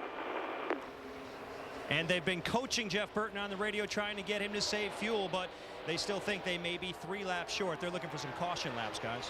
Yeah, right now, if I was him, I'd be gambling. It's 39 laps to go. We've had some caution laps. You just got to hope that some more are going to happen and give you enough time to make it on fuel. But right now, to try to come down pit road would be a tough one. We've got 18 cars on the lead lap right now. Jimmy Johnson, a little while ago, came down pit road for fuel, and he's back up to 8th position right now. So he's one guy knew he couldn't make it, didn't feel comfortable at all, and he had to do it. We are being told the 9 car of Casey Kane is being posted by NASCAR. Oh, a bit of a wiggle in the 48. The 9 car of Casey Kane being posted by NASCAR for pitting too soon and not starting at the end of the longest line. That's the penalty for coming down pit road, I guess, and pitting when the pits are closed. But he's the car that had spun and had the flat spotted tires. Look, this wasn't Casey's night tonight. He's had his Busch car program has been really good. Everham's program, it looks like it's turning around a lot, but it's took a turn for the worse tonight. So that momentum they've had and that rhythm they had going on with the change and the buyout with Gillette, looks like it's not working at the moment right now.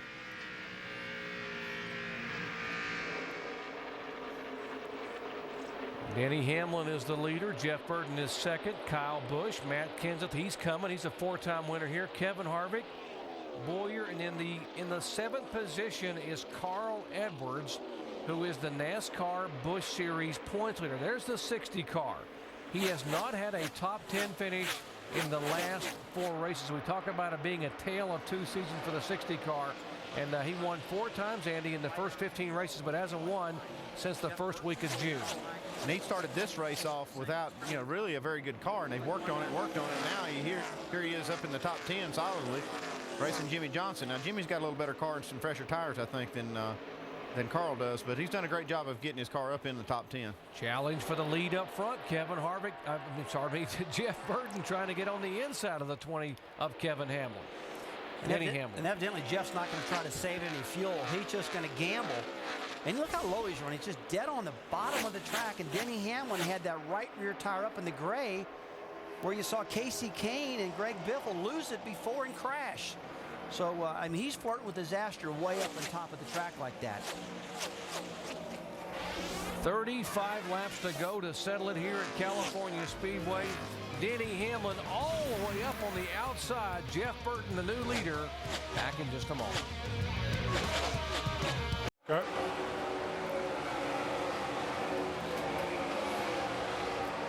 Looking down on the California Speedway from high above, the Goodyear blimp providing our aerial coverage tonight. Goodyear, the official tire of NASCAR, helping NASCAR drivers get to the finish line for the past 25 years.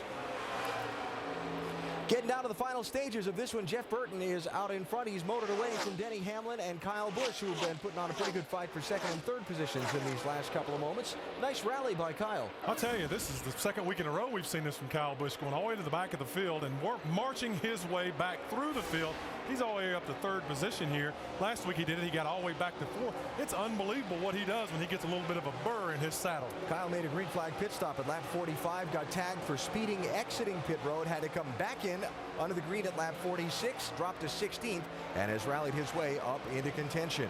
Speaking of contenders, Brian Vickers had been up front for much of this race. Now we find him drifting back to the tail end of the top 10. He's racing here for 8th and 9th with Carl Edwards. Vickers in the 10, Edwards in the 60.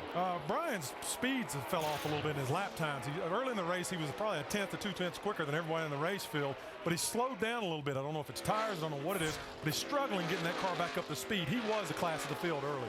Kevin Harvick in the 33, running just ahead of these two. Harvick in 7th spot. Had been struggling a little bit earlier outside the top 10. Made some adjustments, got his car into the top 10. But right there, that's about as far forward as they've gotten. Well, it's been a good run for KHI race cars. I mean, normally Kevin's been in a lot of Richard Childress race cars, and he runs up front and wins. Hasn't had a lot of success, even though Bobby Labonte has a win in Kevin Harvick Incorporated cars. So this is a good run for this race team as they build on things for the future. Harvick saying he wants to get these cars that he owns running as competitively and contending to win as regularly as the Childress cars that he drives. Vickers with a move on Harvick here. That'll be for 7th spot. Look at that, right below the white line with 2 of those tires for Vickers. It's really amazing. You know, you heard Rusty Wallace talking about those cars going down below that line and de-wedging that race car. And what happens a lot of times, you'll see a car shoot up the racetrack, but these guys are just so talented. They're driving those race cars all over the track. And as we take it back upstairs, let's see, we're seeing Denny Hamlin up, dusted off the very top layer. Vickers with tires below the line. I guess there's a lot of room to race here at California, huh? Lots of room here, guys, to race. We've seen them go 3 wide, 4 wide, and now they're just single file, but they're using the entire racetrack every single lap here in the final 30. Well, Jerry, I just started to say, if anybody needs to get paid for cleaning the track up, dusting it from the bottom to the top, it's got to be Denny Hamlin. This guy's a 1 foot off the wall, and you got to wonder if he's going to slip one of these laps and nail that thing, because he is way up there. You know, I've been watching another driver in the NASCAR Nextel Cup Series. That's Dale Earnhardt Jr. He does the same thing, but, you know, sometimes it bites him, but most of the time he gets away with it. Dale's done a really good job, and Denny's doing the same thing, using the whole track up. He's one of those drivers that if his car's not working at a certain place on the racetrack, he'll go searching and search around the racetrack till he finds where his car works. From high above and our friends at Goodyear, you can see the 2 distinctly different lines entering the corner. Now take a look at the 29 car under the white line, almost on the apron of the track, and Denny all the way up, almost rubbing the wall right there as he exits the corner and builds that big speed down the front straightaway. And right now he's a little too far back to get any drafting help from the 29 car of Jeff Burton, but if he was closer, probably could. One thing I'm seeing right here, Denny has moved that car way up high, and he's starting to run lap times that are just a little bit faster than Jeff Burton in the 29. Well, let's take you up to speed and show you what's happening. Talk about what's happening with these lead drivers, starting out with our leader, Jeff Burton. Here's Mike Massaro. Well, Doc, it certainly appears that Jeff Burton and the 29 team have thrown caution to the wind. They're going for this despite their calculations that say they're 3 laps short. They're out front right now. Pat Smith just coaching Jeff Burton along. telling him exactly where the 20 car and the 17 car are running so that he can compile his little mental notebook, perhaps for the finish. Meanwhile, Denny Hamlin, this is another team questioning whether or not they can go to the distance. They've got two different calculations. Their pre-race calculation says they're 1 lap short. However, their race calculation says they're 1 lap to the good. Mike, but we may have trouble on the racetrack. Mike. Hold the brake. The 20 car of Denny Hamlin. Tires, guys. Second place car we talked about being way up on the racetrack up there where we saw Biffle have a problem and Casey Kane have an issue. All right, guys. That's what we pay you for. You're doing a great job. Can't blame a man for pushing the thing hard. He was pushing it all the way up against the wall. He was catching the leaders. I just started to say, Andy, I really like what the crew chief did just then. He said, hey, that's what we pay you for. He went for it and just lost at that time. Let's take a look at this replay. There he's getting in the turn really high up on the track again. Okay, there it goes. He gets into debris. He gets into stuff that the 9 car Casey Kane did. Same place that Greg Biffle spun the car, right there in that debris up against the wall. And he just lost it this time. You know, we were just talking about that. He was really flirting with the top side of that track and was not giving himself any out. Not enough room if he does get loose to save it. Let's watch this one more time. Takes it right in his normal line. At Darlington, South Carolina, maybe that's what you want to do because that's the line you run, but not this high here in California. But does a great job of not wrecking the car any worse. I mean, he does spin the car, but doesn't hit anything. He's not out of this race right now, guys. I mean, we've got 24 laps to go, and this car is not tore up. He can put 4 tires on and go again, Garrett. He did not lose a lap. I didn't mean to interrupt you, Roy. He did not lose a lap. The crew knows the tire. The car is not damaged. They're not going to quit on him. Denny Hamlin hustling the race car as best he could right behind Jeff Burton running in second spot, bringing out caution number 5 on the night. He cleaned off just a little bit more of that racetrack up there against the wall, so they'll have a little more racetrack to work with. How many of these guys will come on the pit road? Remember, there were 9 cars that stayed out, did not pit when they had a chance to come in on lap 106. The leader, 29, 570. These guys haven't pitted since lap 96. They were going to try to make it 54 laps, or will they? Will they fake it? The 5 car stays back out. Here comes Burton, Kenseth, and company on the pit road. Let's go to Dave. Matt Kenseth said, if I try any harder, I'm going to wreck this race car. They were going to be content to just settle back in 4th position. But now that they can pit, they're going to make air pressure adjustments in the rear tires. Better grip, but a loose race car for Matt. Now perhaps he can win with these adjustments. That's the idea for pitting. Mike. Conversation on the radio between Jeff Burton and Pat Smith. Jeff said he just did not know what to do, what to tell them to do. Felt like the race car was pretty good. It looks like a 4-tire change right now. No major adjustments to the race car as they swing around to the left side. Kind of a surprise they're taking 4 considering how important track position is, but that's where they went. 4 tires and fuel for Jeff Burton. Guys, your thoughts on the call here from Burton and these guys going ahead to come down in the 17 coming into the pits? They're going to have fresh tires. That's going to make a difference now because these other guys have quite a few laps on their tires. See, Casey Kane gains 13 spots in the pits. He probably just got some right side tires and popped out in front of these guys. But now, not only can they make it on fuel, but they've got a little better tires. So this is going to mix the race up front. Kyle Busch did not pit. Neither did Clint Boyer in the 21 car. There is the 5 up front. Matt Kenseth lost 6 positions. Dave? Yeah, and as you look at the replay now, Doc, the front was okay, but the left, they could not get the rear tire off on the left side. And so they waited. You remember Matt Kenseth running very well at Michigan a couple of weeks ago, and what cost them the race? Under green flag conditions, a bad pit stop, and they lost 4 seconds on the track. Matt Kenseth will have to restart this in the back of the field. The NASCAR Busch Series at California is brought to you by Kingsford Charcoal, Slow Down and Grill. By freecreditreport.com. Stay on top of your credit score and credit report at freecreditreport.com. And by the U.S. Department of Transportation. We're going to have a shootout here in California after a red flag for 28 minutes due to a violent impact early in the race, lap 67. involving 4 cars. And if you just joined our coverage, Brad Keselowski has been helicoptered out to a local hospital. He is awake and alert and stable, undergoing x-rays. Now the 20 car of Denny Hamlin riding high, wide, and handsome had his issues on the racetrack here a moment ago. Let's listen in. I'm pushing it. It's going to be risky, Dave, but I want to win. Poor babe. We're fine on field. We're fine.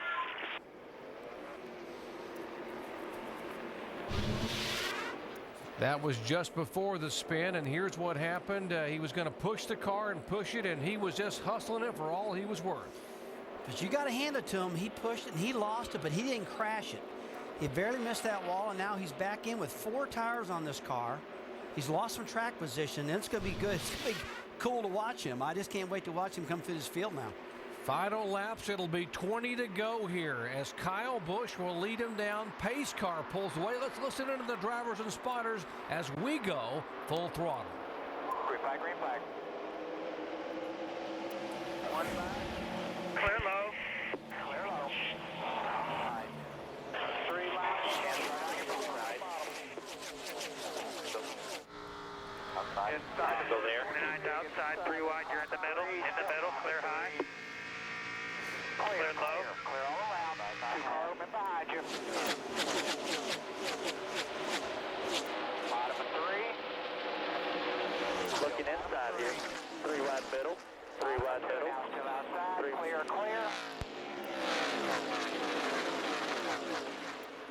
Scrambling all over the racetrack. 3 wide, nearly contact with Jimmy Johnson, the 48 car up high.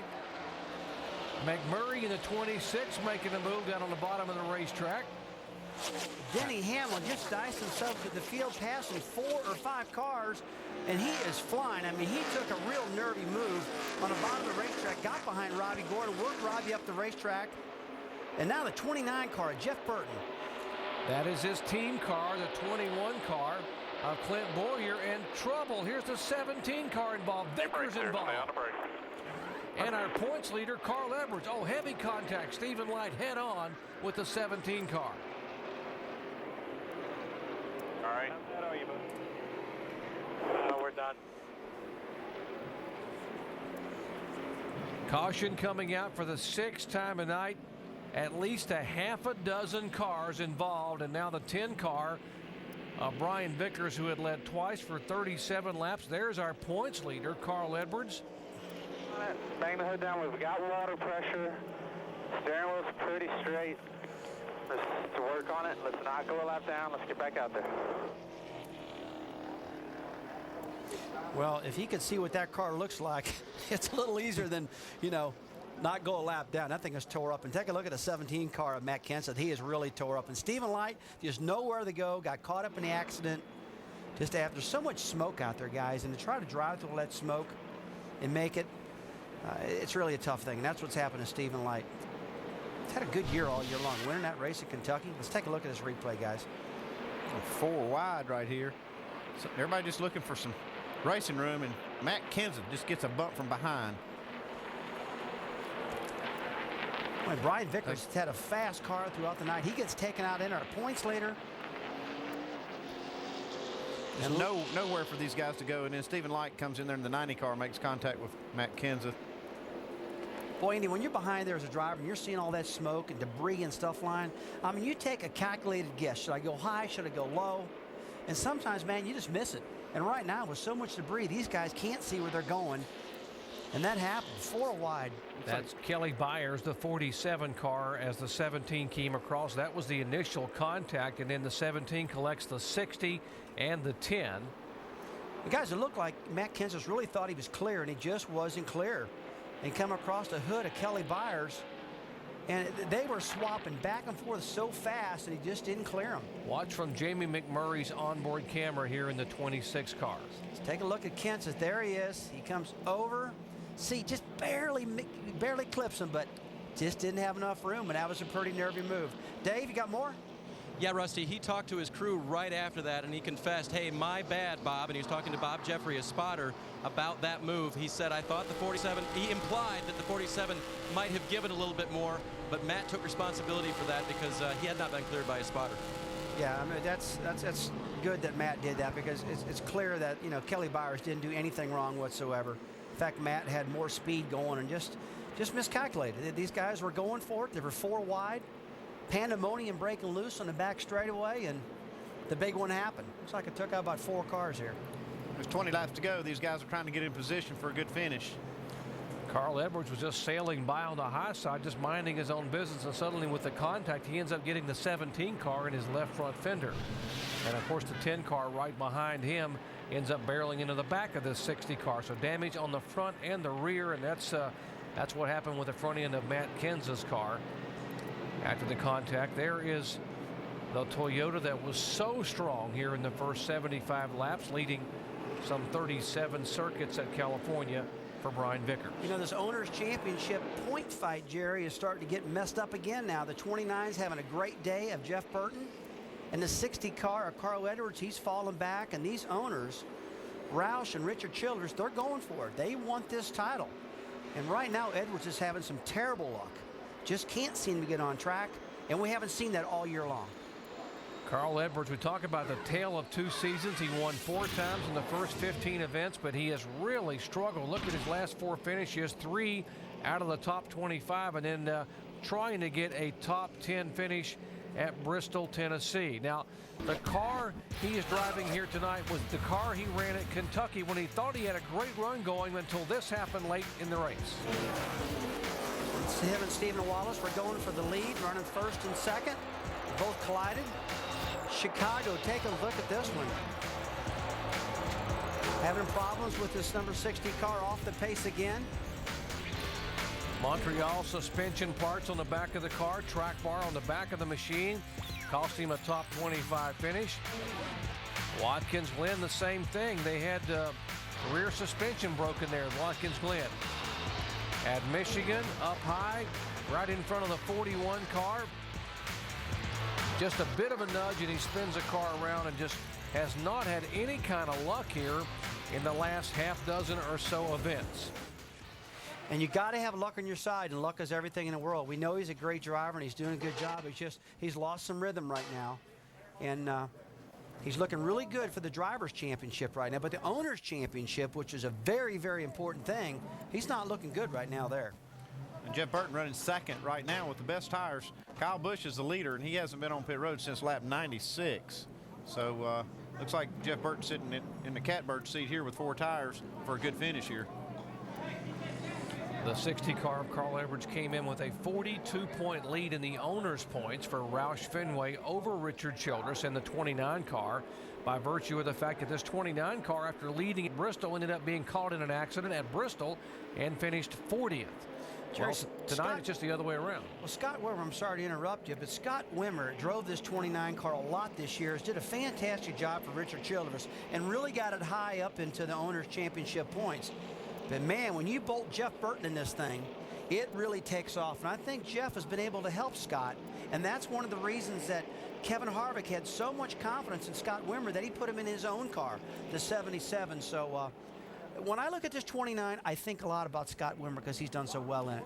Burton has won twice in the 29 car as well, winning at Las Vegas and at Atlanta in back-to-back NASCAR Busch Series events. Jamie is caught up with our points leader. Well, it's a rare sight. You see Carl Edwards back here in his car in the garage. Carl, what happened out there? Just, we actually got this sharp aqueous fusion going pretty well, and I was having a good time. It looked like Matt got, that's all I saw was a big RB17, you know, and just glad, hopefully nobody got hurt there, and too bad for the guys. They've been doing a good job, and I'd love to get them some TVs today, but that's just racing. There's nothing I can do about it.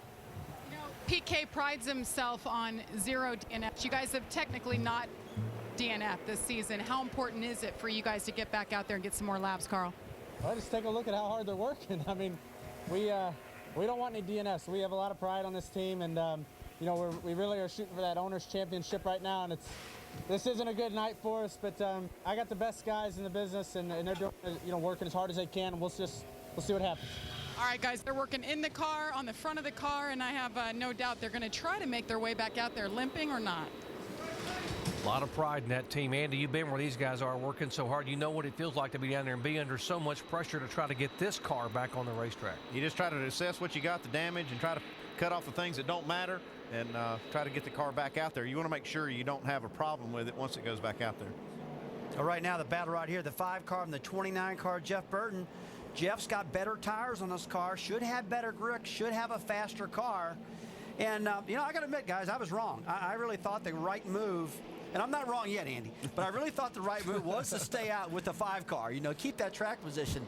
But I really didn't anticipate this many caution flags and the 29 having the 4 tires and right on his bumper. So, hey, it's going to be a shootout. See what happens. It is going to be a shootout, and you got the 21 car, Clint Boyer, back here. He hasn't been on pit road since lap 96. And then the 48 car, he was just on pit road. He's got better tires. I think we've got a big-time shootout coming up. These guys have already had big-time shootouts this year. Guys, remember early in the year when we went to Las Vegas where everybody was going to roll the dice? It looked to be Kyle Busch's race until the final laps. Coming down for the checkered flag, there's contact. And Burton takes the win. Busch slams the wall. And a show of sportsmanship. Kyle Busch walks over and gives a handshake to Jeff Burton, knowing that Jeff Burton is about as clean a driver as it comes in NASCAR. Could we see a replay tonight? These two guys will battle fender to fender here in the final few laps.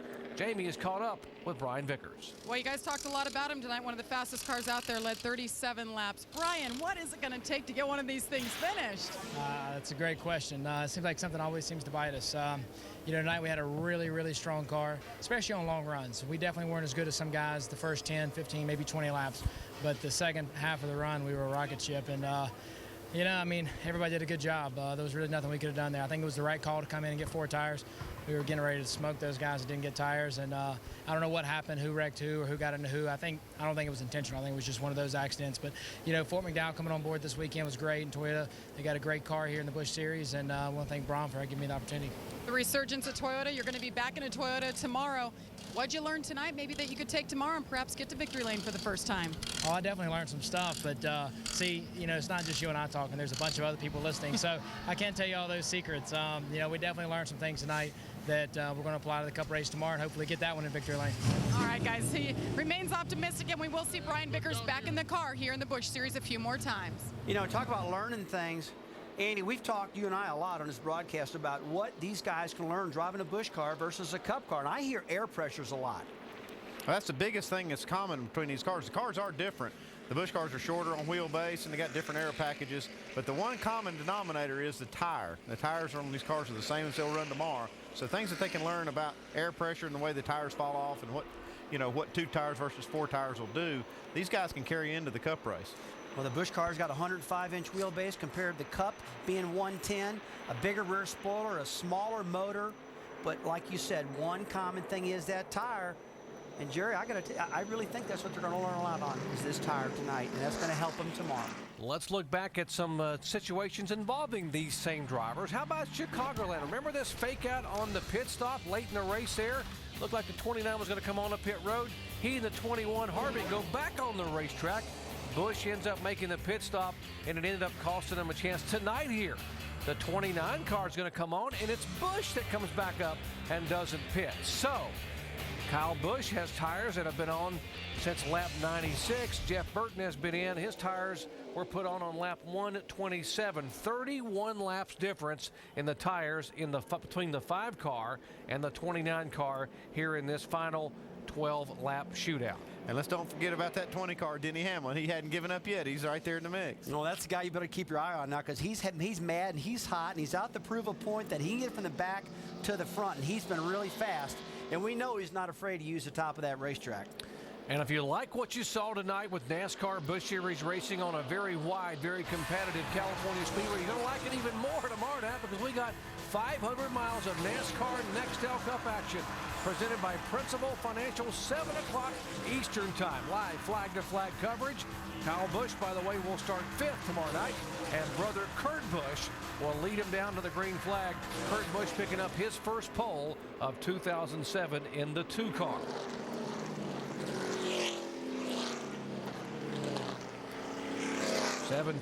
Driver, that is Matt Kenseth, and the 90 of Stephen Light have both been checked out and released from the infield care center. Good news that drivers involved in that hard contact, almost head-on contact, in the most recent here. Caution flag coming out on lap 131. Well, I love being the leader of the race, but I don't love being the leader of the race when I know I got a guy behind me with a lot fresher tires that's got me in his gun sights. So this is going to be a tough one on the restart for Kyle Busch, because he's probably thinking, we saw the replay a little while ago, they faked me out before, now I'm faking it out, and I might lose again. Okay, you're the leader of the race. How far up are you going to pull those gloves now and get started? Maybe I'm going to pull them suckers way up. I'm going to get amped up. I'm going to get ready to go. There's Matt Kentis and his wife, Katie, leaving the care center, going back to the motorhome right now, thinking, hey, my day's over. But, you know, Matt never does get upset. He's got a good car for tomorrow's race here at California, and tonight's over.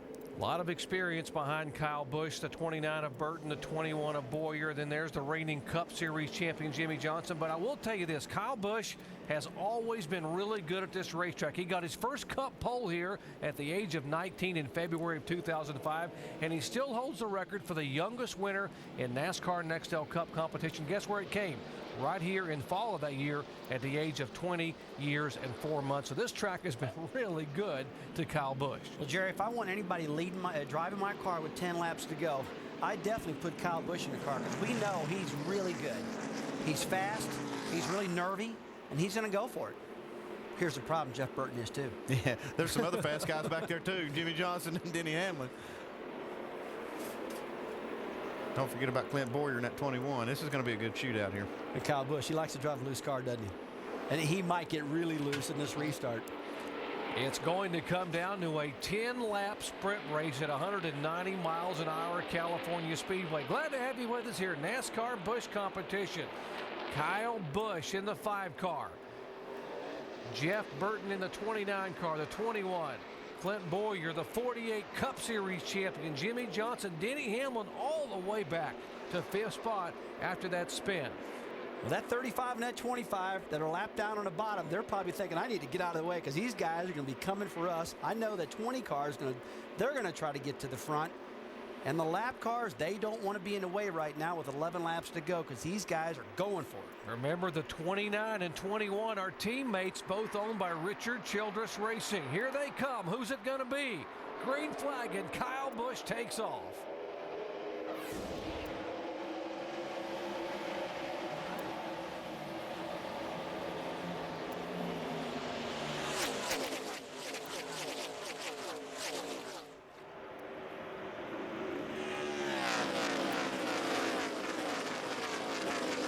Scatter out 3 and 4 wide. This battle starting to shape up. Good run, by the way, for Marcus Ambrose, highest running of Busch Series regulars, not running in the Cup Series. By the way, an impressive rookie. He's back in 10th position. 21 car way up across the racetrack. That's Boyer. And Hamlin, here's Hamlin in the 20 car beneath him for position. Hey, you can see Clint Boyer use the top side of the racetrack, trying to get a lot of momentum built up in his car. But Denny's not having no part of that. He's going to the bottom. And he's continuing his march to the front with 9 laps to go right now. And Kyle Busch still leading this thing. Kyle Busch doing a great job in the 5 car with these tires that have a few more laps on them. Quite a few more laps than Jeff Burton and Jimmie Johnson. I'm real surprised, Andy. I'd have thought the 29 car of Jeff Burton would have ate up Kyle Busch in that restart with those fresher tires.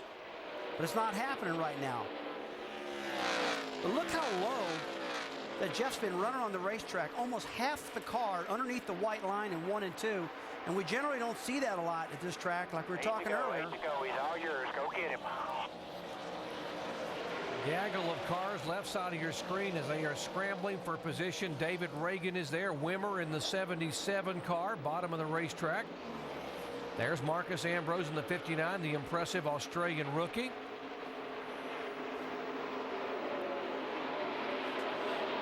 Ambrose is looking good, Jerry. He's up to 10th position, one of our highest running Busch regulars. Marcus doing a great job tonight, keeping that thing out of trouble. Look at this, Jeff Burton working the rear bumper, got him loose. You saw Kyle wiggle up the racetrack. On the inside, Burton trying to pull even with him. Fresh tires. Do the fresh tires make that much of a difference? 7 laps to go, and Busch says, I'm going to hang on. He jumps back in the throttle. Shades of Las Vegas. It was the final lap in Vegas. We've still got 7 laps to go here in California. And this is exactly what Jimmie Johnson wants to see. These guys are Take these slow up here. 29 right there. These guys racing side by side is letting Jimmy Johnson catch up right now. They can't run fast running this close. And look at Jimmy sneaking into the picture right now. Kyle Busch tucks in behind, and now exactly what Jeff Burton wants. Clean air right now where he can get going. Jeff Burton takes the lead now, but Jimmy Johnson in third, and there's Denny Hamlin third and fourth place. They line up single file to try to run these two down here. Now Kyle Busch looks to the inside of Burton to try to retake the lead. That's just what Jimmy Johnson and this 20 car Denny Hamlin are looking for. Get these leaders racing each other, and Hamlin hadn't given up on that high line yet. Kim Burton, Jeff Burton's wife there watching on besides Pat Smith, the crew chief for Jeff in the 29 car. And I love watching Kim, man. She gets fired up. She really gets excited. She really drives that car along with Jeff. But right now, Jeff's got that clean air. He finally got away from the 5. Go, 4 car opening behind you. You want to be the wife of a NASCAR driver? Look what she's going through, the emotion on her face, and you can see in her eyes as she watches her husband try to hang on at 190 miles an hour.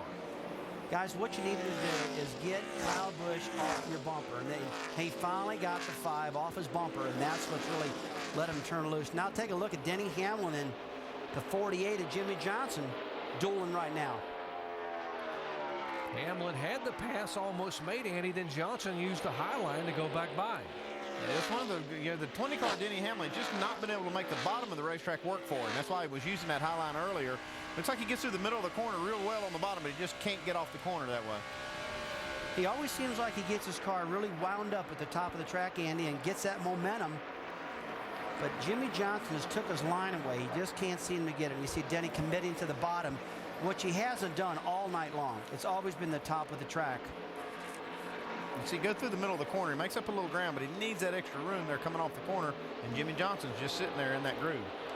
See Jeff Burton getting away from these guys now while they're racing each other.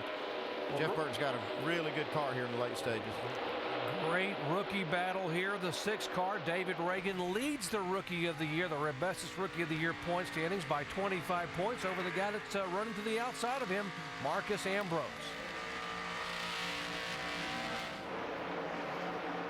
You really got to give a hand to David Reagan and Marcus Ambrose. Look at Reed Sorensen getting up in there. They've been clean all night long, but now it's 3 wide down the corner. 3 laps to go. They are battling for 10th, 11th, and 12th. Reagan in 10th, Sorensen 11th, and here comes Ambrose to take the 11th spot away.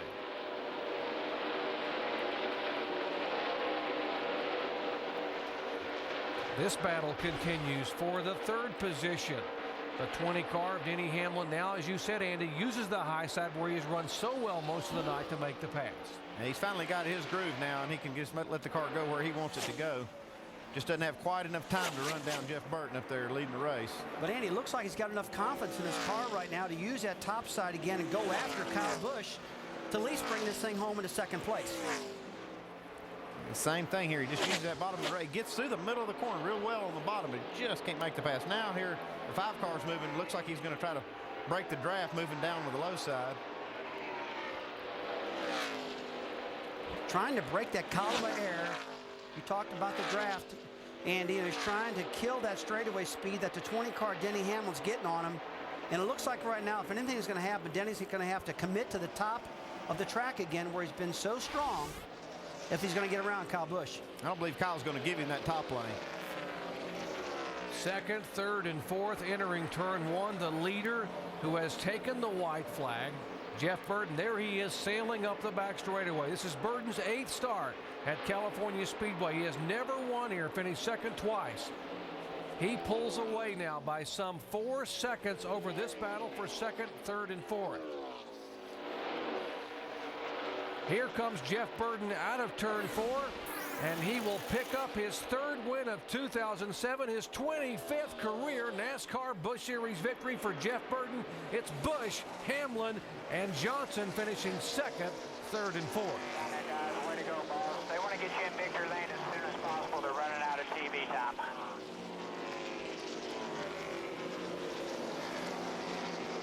Lance Boyer finishing in 5th position. Casey Kane comes back from that spin and those flat tires to finish 6th. Kevin Harvick 7th. Jamie McMurray is 8th. Robbie Gordon, good run in the Dodge, finishing 9th. Exactly where he finished. Great job tonight, Pat. Perfect strategy. Really good job, man. You really got your stuff together. Appreciate it. Great job, guys. Great job. Let's check in where Dave is caught up with the crew chief, Pat Smith. And another Busch-Burton battle has ended up with Jeff Burton, the victor. And what could have been this spring now becomes victory here at California, Pat. Yeah, I really felt like we deserved one here. Or I don't know if we ever deserved one, but thought we had them covered at the first race here, and really felt bad after that one. Had this one marked on my calendar for a while, so very, very happy to come through here. You heard some of the mutual admiration there between crew chief and driver. They did give one away earlier this year. Tonight, Jeff Burton is the winner.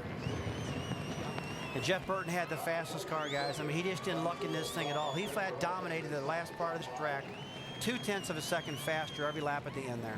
Let's take a look at our Crown Royal crowning moment. It was the great effort and the great battle with just 6 laps to go here.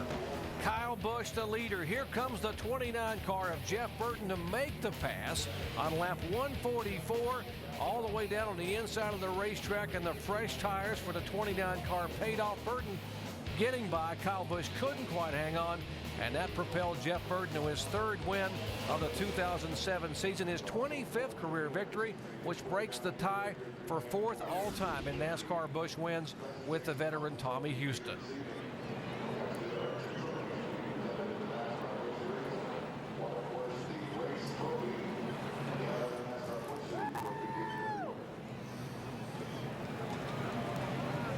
Jeff's had to learn a lot with his tire pressures, everything he's learned tonight for tomorrow's big race here at California. Real smart driver, probably thought about all his changes he's made, and he's definitely going to use that to his advantage. Jeff Burton leading 5 times for 52 laps. He's got to be exhausted in his seat. He climbs out and jumps into the arms of the Childress crew. Let's go down to Mike. And he's exhausted and he's drenched with Busch beer and Gatorade and a little bit of Coca-Cola as well. How big a win is that for you, considering how close you guys came in the spring? It feels really good. I mean, these guys have been working so hard against Chevrolet, and they built this new car just for this race, and it took everybody to get it done, and really appreciate everybody's effort. I mean, this team is so good, and just real proud to drive it. You look at the statistics, the last 2 events here at the California Speedway have been swept by the Busch winner, then going on to win the Cup race. How much does this bode for you in terms of the race on Sunday afternoon, based upon what you learned tonight? Well, we earn our keep tomorrow night, not tonight, for tomorrow. So tonight's awesome. Real proud of my guys. They did a great job, and we'll see. I mean, we'll put our best foot forward tomorrow, and hopefully we can do the same thing. Doc, Jeff Burton in victory lane for the first time here in California Speedway. We saw a sweep in the spring when Matt Kenseth did it last year. Casey Kane won both Busch and Cup. Could Jeff Burton be the guy that picks it up and wins Busch and Cup here in the same weekend? Coming up next, the Mac Tools U.S. Nationals at O'Reilly Raceway Park in Indianapolis. Once again, we congratulate our race winner, Jeff Burton, his 3rd win in 2007 and his 25th win here in his career. Join me and our entire ESPN team tomorrow for NASCAR Nextel Cup racing, 7 o'clock Eastern Time. Kurt Busch, Jimmy Johnson on the front row. This guy, Jeff Burton, will start back in 15th. Once again, congratulations to Jeff Burton, and so long from California.